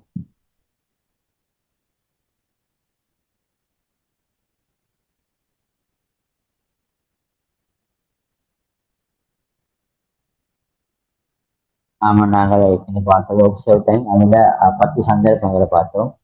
அதே போல அடுத்தது பேசிக் டைம் நம்ம பார்த்தோம். அந்த பேசிக் டைமோடு சேர்த்து எலவன்ஸ் சேர்த்தோம் மேலுடைய நேரத்தை. அந்த பேசிக் டைம் எலவன்ஸ் சேர்த்து ஒரு ஸ்டாண்டர்ட் டைம் வந்தது. அப்ப நாங்கள் வேலை ஆரம்பிக்கும் போது பேசிக் டைம் இருந்தால் நாங்கள் பார்க்க வேண்டும். அப்ப பேசிக் டைம்ல இருந்து நாங்கள் எங்களுடைய எஃபிஷியன்சி மதிப்பிட முடியாத காரணத்தால தான் நாங்கள் பேசிக் கோர்ஸ் எலவன்ஸ் மேலதிக நேரத்தை கொடுக்கிறோம். உதாரணமாக வேல்டு அவருக்கு ஒரு நிமிடத்துல செய்யக்கூடிய நேரம், அந்த ஒரு நிமிடத்துக்கு எவ்வளவு வேலை செய்யலாம். வேற ஒரு சைக்கிள்ல போறவராக இருந்தால், அந்த சைக்கிள்ல போகக்கூடியவராக இருந்தால் அவருடைய ஒரு நிமிடத்துக்கு ஒரு நிமிடமாக இருந்தால் அந்த திரும்பி சொல்றேன், ஒரு சைக்கிள் டைம் ஆயிருந்தால் எவரேஜ் டைம் கொண்டாயிருந்தால் அவருடைய ஒரு நிமிஷத்துக்கு பேசிக் டைம் உண்டோ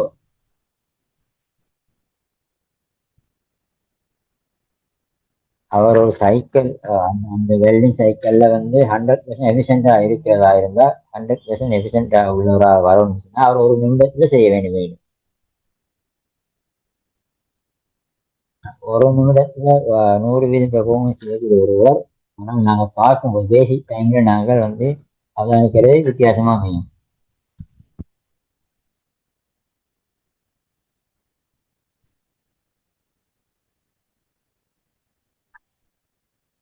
ஒரு வேல்டரா இருந்தா அந்த அவர் வேலை செய்யும் வேலை நேரத்துல அவர் சாப்பிடக்கூடிய டைம் தவிர்த்து ஏனைய டைம், அந்த டைம் நாங்கள் பேசிக் டைம் ஸ்டாண்டர்ட் டைம் நான் கணக்கிடும் போது அவருக்கு நாங்கள் முழு நேரம் 600 மணித்தியாளர்களாக இருந்தால் அந்த 600 மணித்தியாளருக்கு முழுமையாக நாங்கள் எதிர்பார்க்க முடியாது.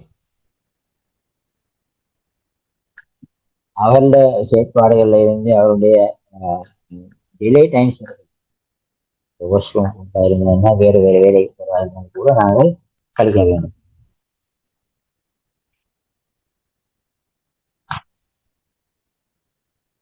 ஒரு ஆளுக்கு நாங்கள் கண்டின்ஜென்சி டைமும் கொடுக்க வேண்டும்.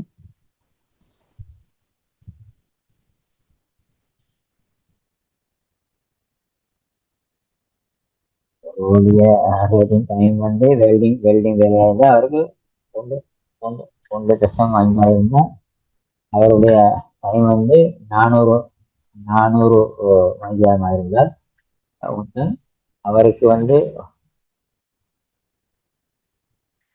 அவருடைய மணித்தியாலங்கள் அவருடைய 450 நிமிடங்களை தான் நாங்கள் எதிர்பார்க்கிறோம். அந்த பேசிக் டைமும் நாங்கள் எலவன்ஸஸ் கொடுத்து தான் நாங்கள் அவருடைய டவுன் டைமை கழித்து நாங்கள் மொத்தமான நேரத்தை கணக்கிட வேண்டும்.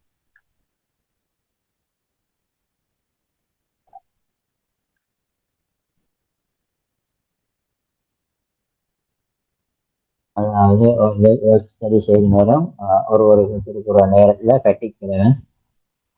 அதுல தொடர்ச்சியா ஒரே வேலையை தொடர்ந்து செய்வதாக இருந்தால் அவர் ஃபெட்டிக் ஆகும்போது ஃபெட்டிக் அலவன்ஸ் டைம் நாங்கள் கொடுத்து டைம் அதனால நாங்கள் தொடர்ச்சியாக இதற்கு நாங்கள் தொடர்ந்து நாங்கள் பார்ப்போம். ஃபெட்டிக் அலவன்ஸ் டைம் எப்படி கொடுக்கலாம். இன்னொன்றைக்கு மேனுவல் அலவன்ஸ் நாங்கள் கொடுக்கறதுக்கு ஒரு முறை இருக்கு. அது உண்மையில் அந்த மெஷினை பொறுத்து தான் அமையும். ரிலாக்ஸேஷன் டைம் கொடுக்குறதா இருந்தால் ரிலாக்ஸேஷன் டைமுக்கு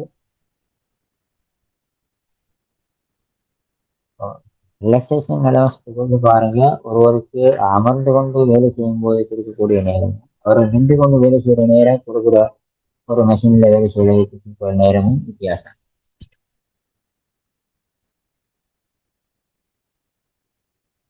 அயனிங் செய்யறாங்க, அந்த அயனிங்ல கொடுக்கக்கூடிய டைம் கஷ்டமான அலவன்ஸ் கொடுக்குறதா இருந்தா அந்த டைம் அலவன்ஸ் வித்தியாசமான. ஆனால் நாங்கள் மொத்தமாக எந்த வேலையை ஒப்பிட்டு பார்த்தாலும் அவர்கள் கடைசியாக கொடுக்கக்கூடிய ஸ்டாண்டர்ட் டைம் தான் நாங்கள் பார்க்கிறோம்.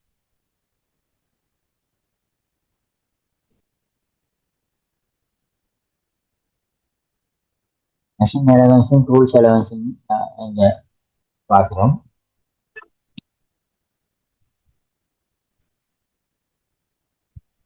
ஆமாம், இப்ப தைக்கும் போது அவருக்கு கொடுக்கக்கூடிய டார்கெட், அந்த டார்கெட்ல இன்டரப்ஷன் டைம்ஸும் வரும். இந்த இன்டரப்ஷன் டைம்ஸ் நாங்கள் கணக்கிடுவோம். அப்ப அந்த நேரத்துல அவருக்கு டார்கெட் குறையலாம் அல்லது வித்தியாசம் அமையலாம்.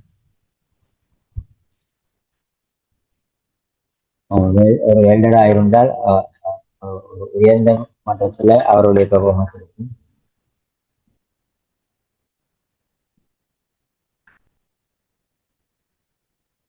ஆனால் ஒபிஷியல் இருக்கு, அந்த ஒபிஷியல் வேலை செய்யக்கூடியவராக இருந்தால் அவர் எழுதக்கூடியவர், அந்த எழுதக்கூடியவர் இருந்தால் பேணி, அந்த பேணியுடைய பாவனை, அந்த பேணியுடைய பாவனையால் ஏற்படக்கூடிய தாமதங்கள் இவை மிகவும் குறைவு. அது மிகவும் அளவு கொஞ்சம் சிக்கலானது.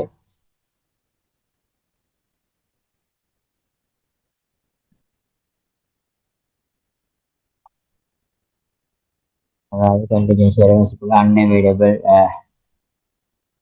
டைம் தான் கூடுதலாக.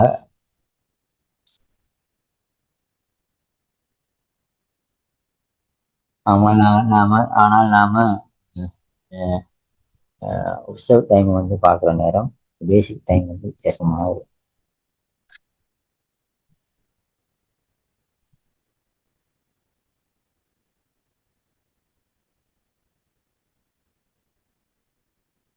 நான் ஏற்கனவே சொன்னது போல ஒரு பேப்பரை எடுங்க, ஒரு சிறிய கணக்கை நாங்கள் செய்து பார்ப்போம்.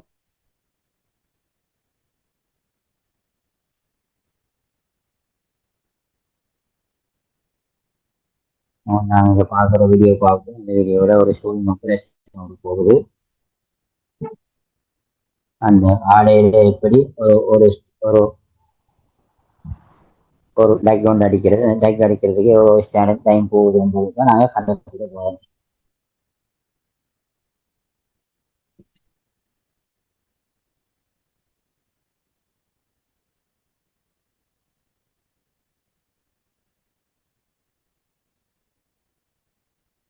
ஆமாம், திரும்ப சொல்றேன் நான். இது observe time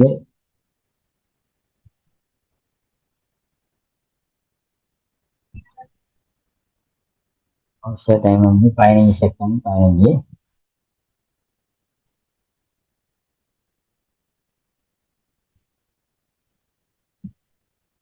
observe time 15.6 second. அதாவது 60 செகண்ட்னால அதை பிரித்தால் வரக்கூடிய நேரம் மினிமம் டைம். பேசிக் டைம் ஒப்சர்வ் டைமை ரேட்டிங்கால பெருக்கிறது. அதாவது ஒப்சர்வ் டைம் அதை 90 பெருக்கினால் வரக்கூடியது பேசிக் டைம்.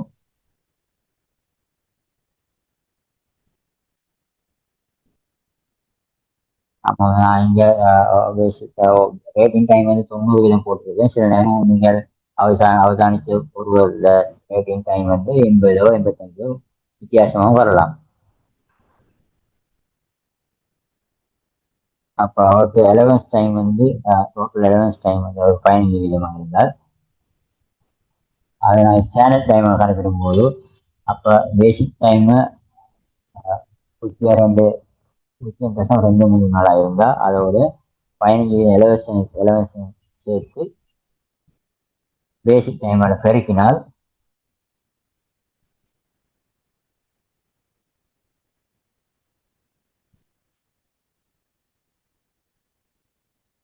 நூற்றுக்கு 100 வீதம் டைம் காலத்தில் ஒருவர் விட 190 இருக்கும் போது அவருக்கான வேகம் கூட ஆகவே அவருக்கு செலவாகும் டைம் குறைய.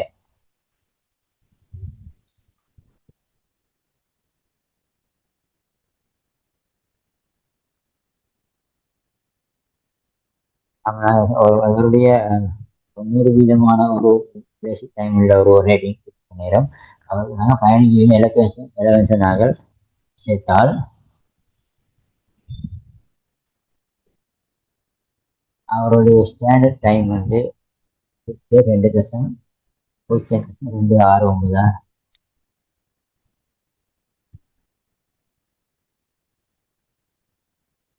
சாதாரணமா எந்த ஒரு இண்டஸ்ட்ரியிலையும் ஒரு மணித்தியாலம் தான் கொடுப்பாங்க. அந்த ஒரு மணித்தியாலத்துக்குள்ள கொடுக்கக்கூடிய தாகத்தை மணித்தியாலத்துக்கு இத்தனை செகண்ட்ல எவ்வளவு வேலை செய்கிறார், மணித்தியாலத்துக்கு எத்தனை செகண்ட்ல வேலையை முடிக்கிறார் என்கிற அந்த டார்கெட்டுக்குள்ளதான் சாதாரணமாக நாங்க பார்க்கலாம்.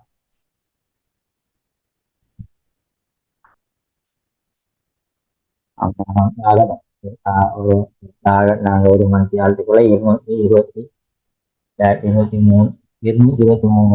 பீசஸ் நாங்கள் தைக்கிறதா வைத்துக் கொள்வோமே.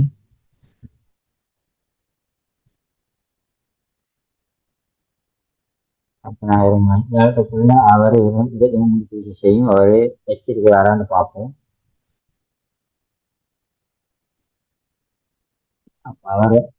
அவர் வந்து எத்தனை பீசஸ் முடிச்சிருக்கிறாரோ அந்த முடிக்கக்கூடிய அந்த பீஸ் அளவை நாங்கள் பிரித்தால் இவருடைய எத்தனை வீதத்தை அவரு எத்தனை மணித்தியாலம் எத்தனை வீதம் அவரு முடிச்சிருக்கிறான்னு சொல்லலாம் அவருடைய டார்கெட்டை.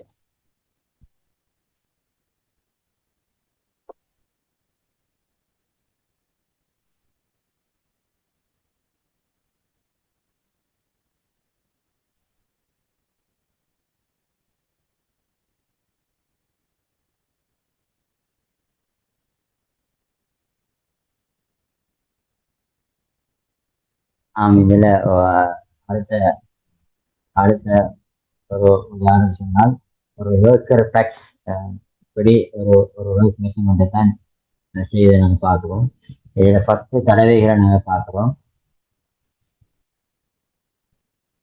32 செகண்ட், 30 செகண்ட், 31 செகண்ட், 29, 33, 30, 31, 34 இது போன்ற செகண்ட்ஸ் தான் அவரை கொடுத்திருக்கிறேன் சொல்லும்.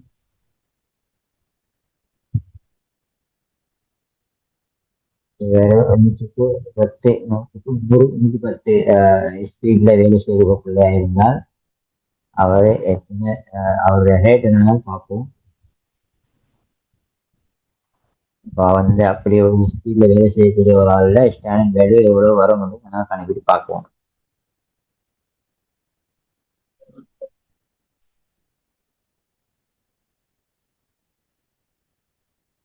நாங்கள் இதுல காட்டக்கூடிய உதாரணத்துல சொல்ற மாதிரி நீங்க ஒரு பயிற்சி செய்தால் இலகுவாக விளங்கும்.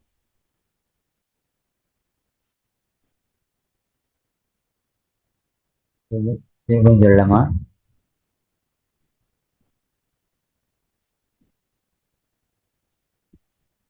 நாங்க சொல்றது ஒரு தொழிலாளி ஒரு ஒருத்தர் வந்து சிறிய பாக்ஸ் உற்பத்தி செய்வதாக சொல்லி அவரை 10 சைக்கிள்ல 10 முறையில இந்த வேலையை முடிக்கிறதா இருந்தால் அவர் ஒரு புக்ஸை தயாரிக்கிறதுக்கு 32 செகண்ட் எடுக்கிறதா இருந்தால், இரண்டாவது புக்ஸை தயாரிக்கிறதுக்கு 30 செகண்ட் ஆகும், மூன்றாவது 31 செகண்ட் ஆகும், நாலாவது 25, ஐந்தாவது 30, ஆறாவது 30, ஏழாவது 31, 34, 30 செகண்ட்ஸை எடுத்து இந்த 10 புக்ஸையும் அவர் தயாரிக்கிறதாக வைத்துக் கொள்வோம்.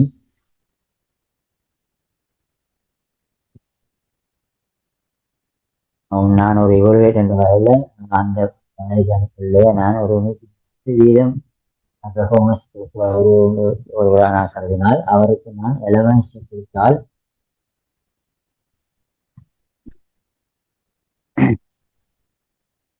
அவருக்கு நான் 11 கொடுத்தால் 11 மேலே நேரத்தை கொடுத்து அந்த வீதத்தின் படி கொடுத்தால் அவருடைய எவரேஜ் ஒப்சர்வ் டைம் எப்படி, அவருடைய பேசிக் டைம் என்னது, அவருடைய ஸ்டாண்டர்ட் டைம் என்னது,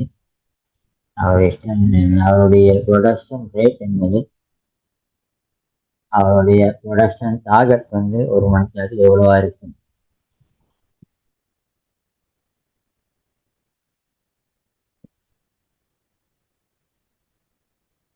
நாலு நாலு பகுதியை நீங்கள் அளவிட்டு சொன்னால் உங்களுக்கு இலவாக விளங்கும்.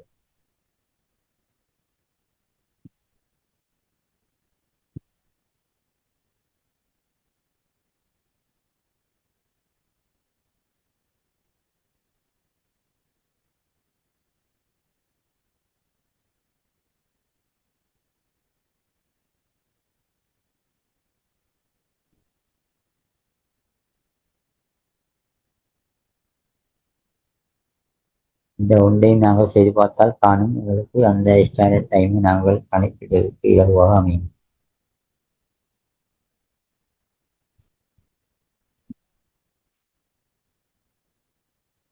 சாட் பாக்ஸில் உங்களை பதில டைப் பண்ணலாம்.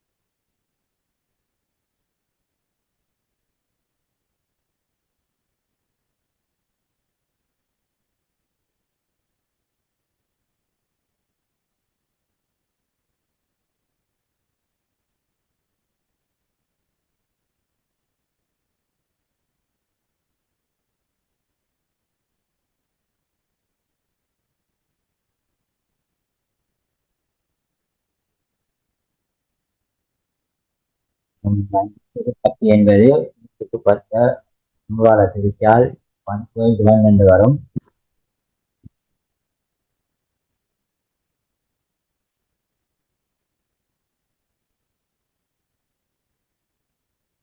நூற்றுக்கு 10 என்று வேலை செய்யக்கூடிய வீதத்தில் வேலை செய்யக்கூடிய பிள்ளை வேகமாக வேலை செய்யக்கூடியதா அல்லது நூற்றுக்கு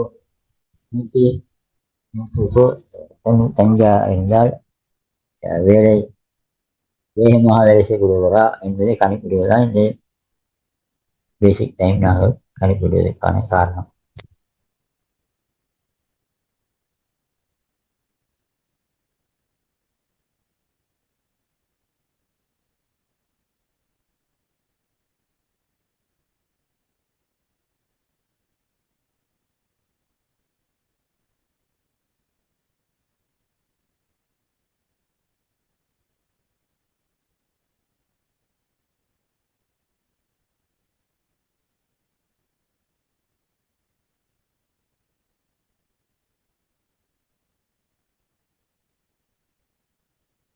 செட் பாக்ஸ்ல பாருங்க பதில் வந்திருக்கு.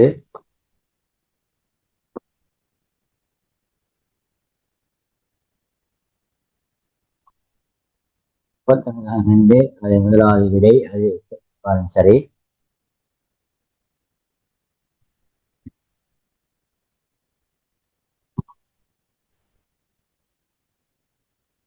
ஆமாம்.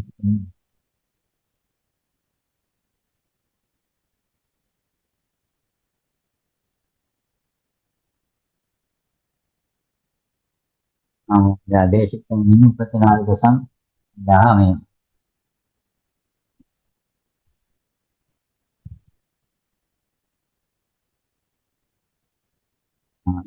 என்பது 11 சேர்க்கிறது.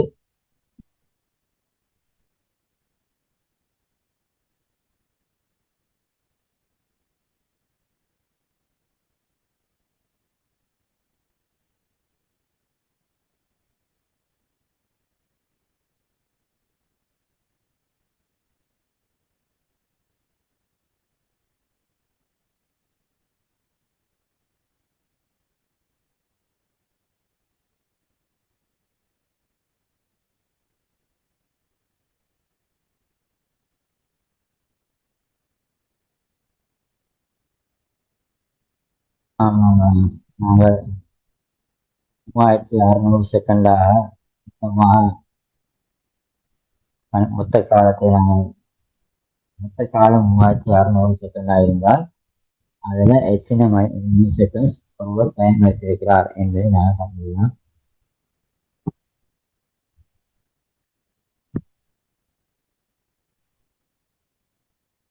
இப்போ 95% அந்த ரேட்டை நாங்கள் 3600 செகண்ட்ல இருந்து பிரித்து நாங்கள் வெளியே தெரிந்து கொள்ளலாம்.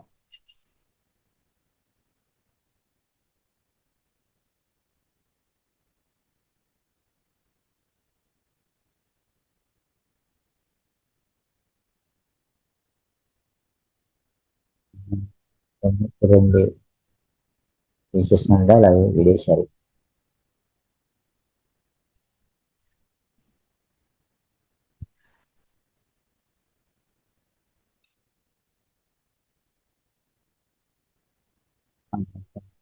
படத்தை வந்து பாருங்க.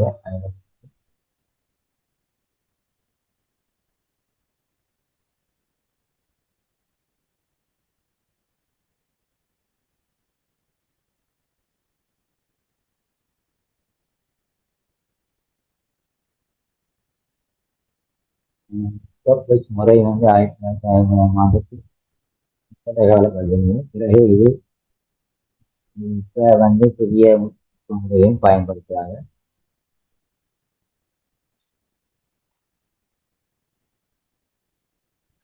அந்த மெத்தட்ல இருந்து புதிய மெத்தட்டுக்கு நாங்கள் போயிருக்கிறோம். ஏன்னா பிறகு இந்த பிரச்சனைகள் இருந்து நாங்கள் விடுவதற்காக அல்லது புதிய முறைக்கு போவதற்காக நாங்கள் புதிய முறைக்கு நாங்கள் மாறி இருக்கிறோம்.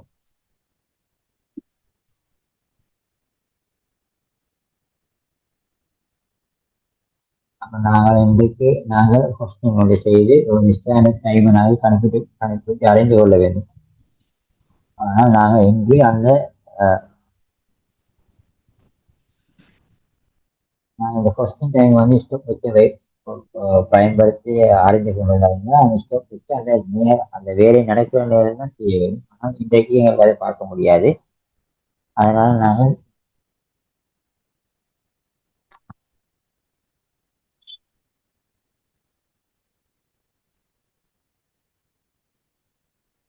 ஸ்டோப் வச்சு இந்த முறையில வந்து நாங்கள் அந்த இடத்துல வச்சு அந்த நேரத்தில் வச்சு கணக்கிட்டு அறைய வேண்டும். ஆக அதில் வரக்கூடிய சிக்கல்களை தடுக்கிறதுக்காக நாங்கள் பிஎம் மெத்தட்டுக்கு நாங்கள் போவோம். அந்த மெத்தட் நாங்கள் இப்போ கலைக்க இல்லை. இன்றைக்கு நாங்கள் எங்களுக்கு ஒதுக்கப்பட்ட நேரத்தில் நாங்கள் இந்த பகுதியோடு நாங்கள் இன்றைக்கு குடிப்போம்.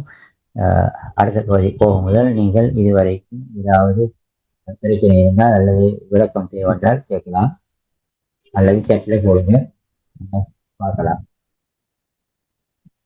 அல்லது இப்போது பதில் தர முடியாட்டி கூட நாங்கள் பிறகு செய்து உங்களுக்கு பதில் அனுப்பலாம்.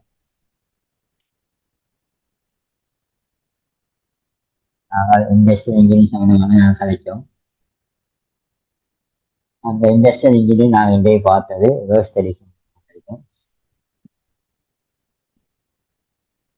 அதில் வேர்ஸ் ஸ்டடி போல எகனாமிக்ஸ் பற்றி பார்த்தோம்.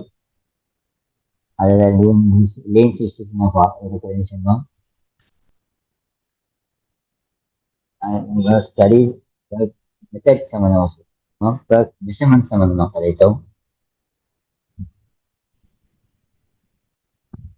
அப்ப மெஷர்மெண்ட் செய்யறதுக்கு நாங்க என்ன நினைச்சிட்டு பாதிக்குன்னு சொன்னோம். அதுல வந்து முதலாவது இதெல்லாம் ஸ்டோப் சம்பந்தமாக ஸ்டோப் சம்பந்தமா பார்த்தோம். அந்த ஸ்டோப் பாவிக்கிற முறையை பற்றி நாங்கள் பார்த்தோம்.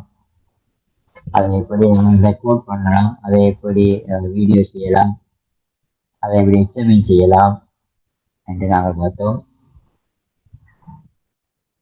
அப்படி ஒரு மெஷர்மெண்ட் செய்யலாம் என்பதை நாங்கள் இந்த ஸ்டோப் மூலமாக நாங்கள் பார்த்தோம். நான் இதுவரைக்கும் செய்ததுல ஏதாவது கேட்கலாம். ஒன்றுமே தெரியாத போது நீங்கள் திரும்பவும் கேட்கலாம். நாங்கள் உங்களுக்கு விளக்கம் சொல்லலாம்.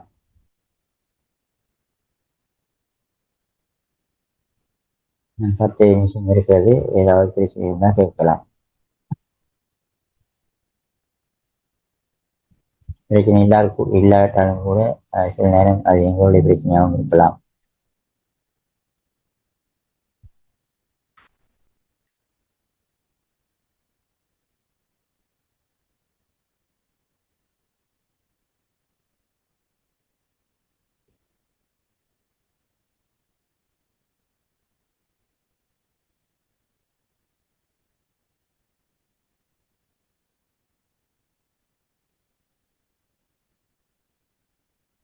ஆமா, பிரச்சனை இல்லாட்டி கேள்வி இல்லைன்னா தொடர்ந்து வரக்கூடிய பகுதியில பிரச்சனைகளை கேள்வி கேட்கலாம். இன்றைக்கு பிளான் பண்ண நிகழ்ச்சியை நாங்கள் இத்துடன்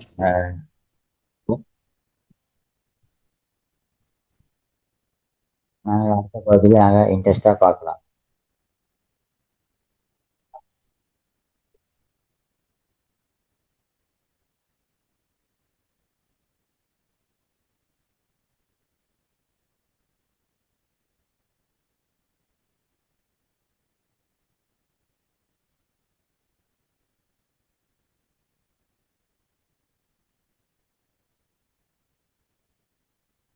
ஆமாம், நாங்கள் அடுத்த பகுதியில பார்க்க இருக்கிறது ஸ்டாண்டர்ட் டைம் கணக்கிட்டதுல அடுத்த ஸ்டாண்டர்ட் முறையை தான் நாங்கள் பார்க்க இருக்கிறோம்.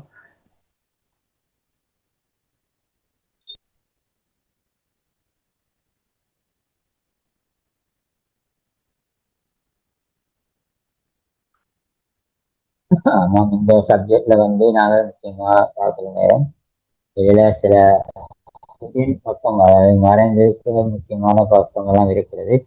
குறிப்பாக நாங்கள் அரசு துறை எடுத்துக்கொண்டால் அந்த அரசு துறையில எடுக்கக்கூடிய முக்கியமான ப்ரோசஸ்கள் இது வந்து நாங்கள் கற்றுக்கொள்ளலாம். அதே போல ஒரு ஸ்டடியில ஒரு ரேட்டிங் வந்து செய்கிற நேரம் இவ்வாறு நாங்கள் கணிப்பிட வேண்டும், அதை இவ்வாறு அறிந்திருக்க வேண்டும் என்று சம்பந்தமாக செக் பண்ற நேரம் அவற்றுக்குரியவாறு நாங்கள் தேவையான ஆக்டிவிட்டிஸை வந்து நாங்கள் செக் பண்ணும்போது நாங்கள் சரியான முறையில் பார்க்கும்போது இந்த way study, time study, motion study இப்படி செய்யும்போது பார்க்கும்போது ஒரு முக்கியமான பென்சிலை நாங்கள் எடுத்துக்கொள்ளலாம். ஆசைக்குறையே கூட.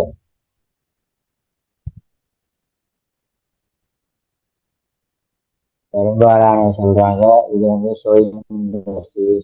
டேட்டாக்குரிய ஒரு பகுதியாகத்தான் பெரும்பாலான பார்க்குறாங்க. ஆனால் அப்படி அல்ல. இதை நாங்கள் ஏனைய துறைகளுக்கும் இந்த மெத்தடை நாங்கள் பயன்படுத்தக்கூடிய வாய்ப்பு உண்டு. இண்டஸ்ட்ரி இன்ஜினியரிங்குள்ள இந்த கோர்ஸ் வந்து தொடர்ந்து போகும். அதுல 2வது பகுதியும் நாங்கள் தொடர்ந்து பார்க்கலாம்.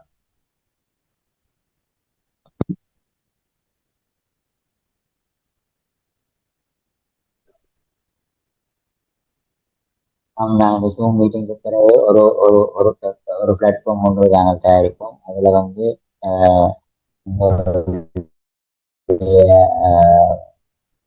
சேனல்ல அவருடைய மெம்பரை அவருடைய நுழைக்க வந்து அப்டேட் பண்ணதுக்கு நாங்கள் ஏற்பாடு செய்கிறோம்.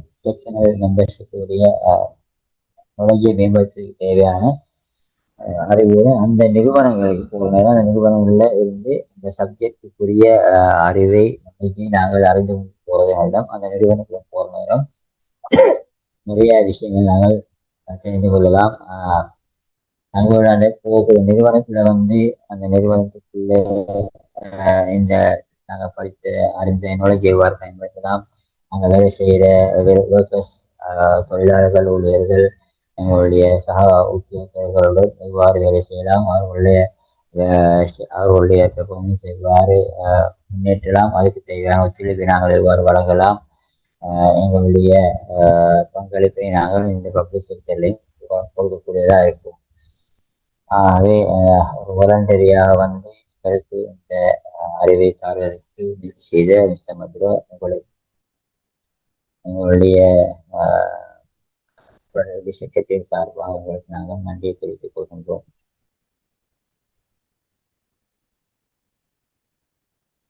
நாங்கள் வாரக்கிழமை அல்லது அதுக்கு பிறந்து வரக்கூடிய கிழமையில் வந்து அடுத்த செஷன்ஸை நாங்கள் போடுவோம்.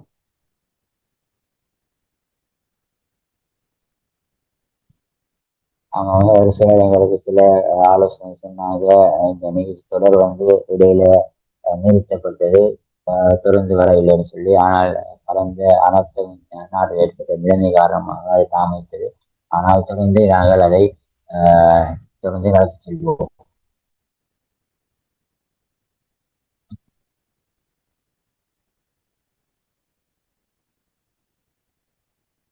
ஆமாம், இந்த இன்டர்பிரிட்டேஷன், இந்த மோட் வந்து கொஞ்சம் ரொம்ப புதிய பகுதி. இதையும் கொஞ்சம் ப்ராக்டிஸ் பண்ணி வாழ நல்ல அதை நாங்கள் உங்களுக்கு வார்த்தை கொடுப்போம். ஆமாம் மிஸ்டர் மதுரை, உங்களுக்கு மிக்க நன்றி. நீங்கள் வாலண்டியராக வந்து எங்களுக்கு இந்த ஒத்துழைப்பு தந்ததுக்காக எங்களுடைய பணிப்பாளர் நாயகத்துக்கு நாங்கள் நன்றியை தெரிவித்துக் கொள்கிறோம். இந்த நிகழ்ச்சிகளை வந்து கலந்து வந்ததற்காக உங்களுடைய பிரதி பணிப்பாளருக்கு நன்றி.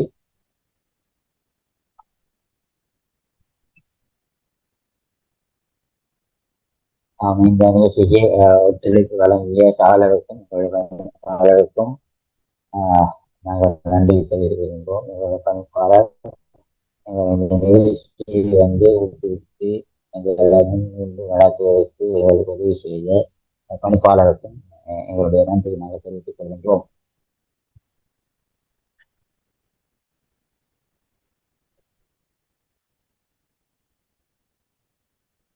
மிக்க நன்றி மதுரை சார். நாங்கள் அடுத்த டைம் சந்திப்போம்.